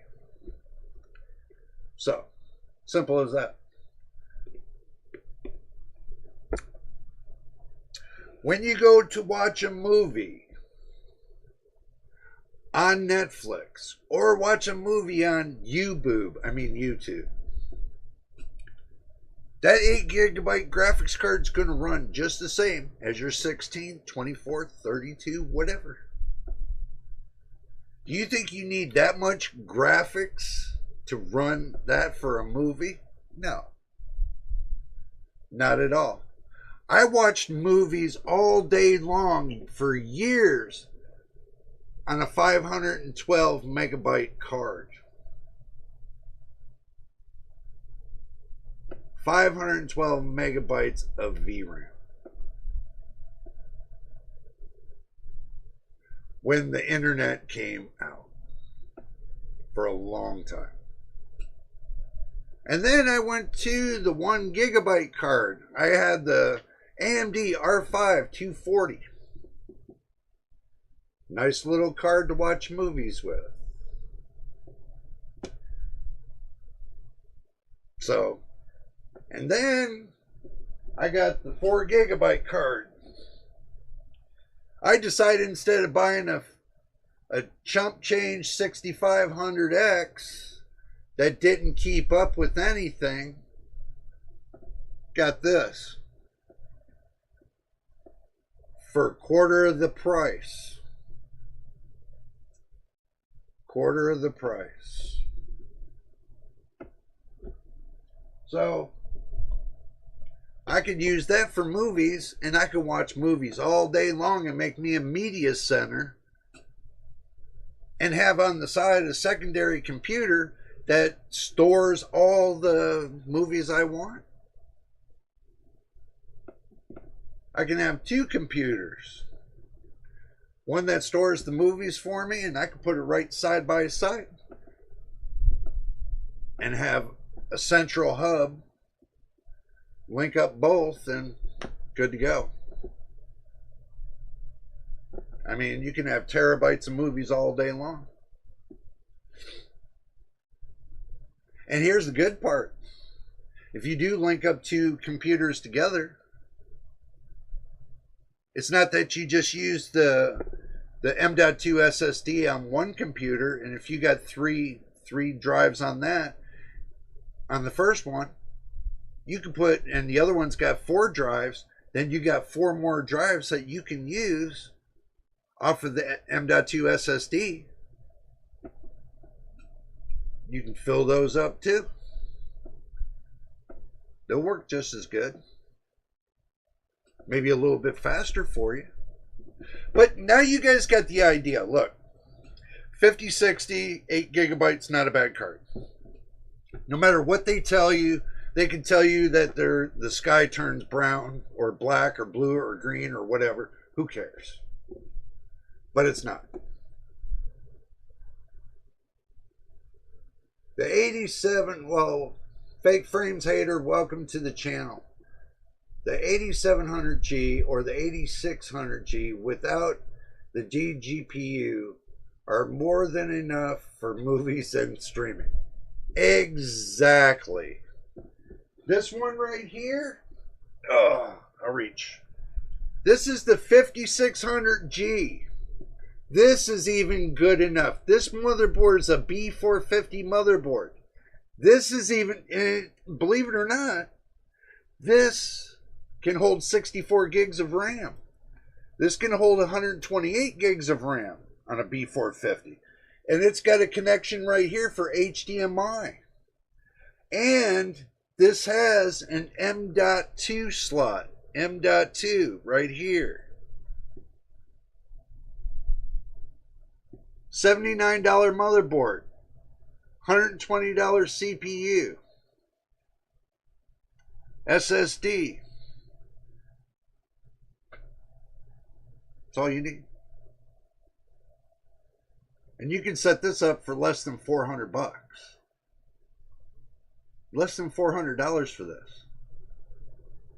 And that's the whole PC right here. In my hand. Whole PC in my hand. So, and you can make that a whole entertainment center too.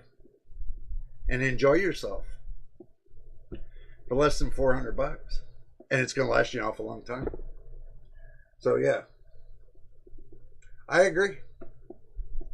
Yeah, the media engines and integrated graphics processors are good. Yeah, I do agree. I do agree 100%, guys. I do agree. Okay, guys, guess what? I'm going to go ahead and call it right here because I got to jump out of here. I got a couple things I got to take care of today. I know it's every week. I always say that, but I do. I mean, I'm on the go 24/7. So my day never stops. And hopefully you guys' days never stop neither. And hopefully you never stop loving the channel because we all love you.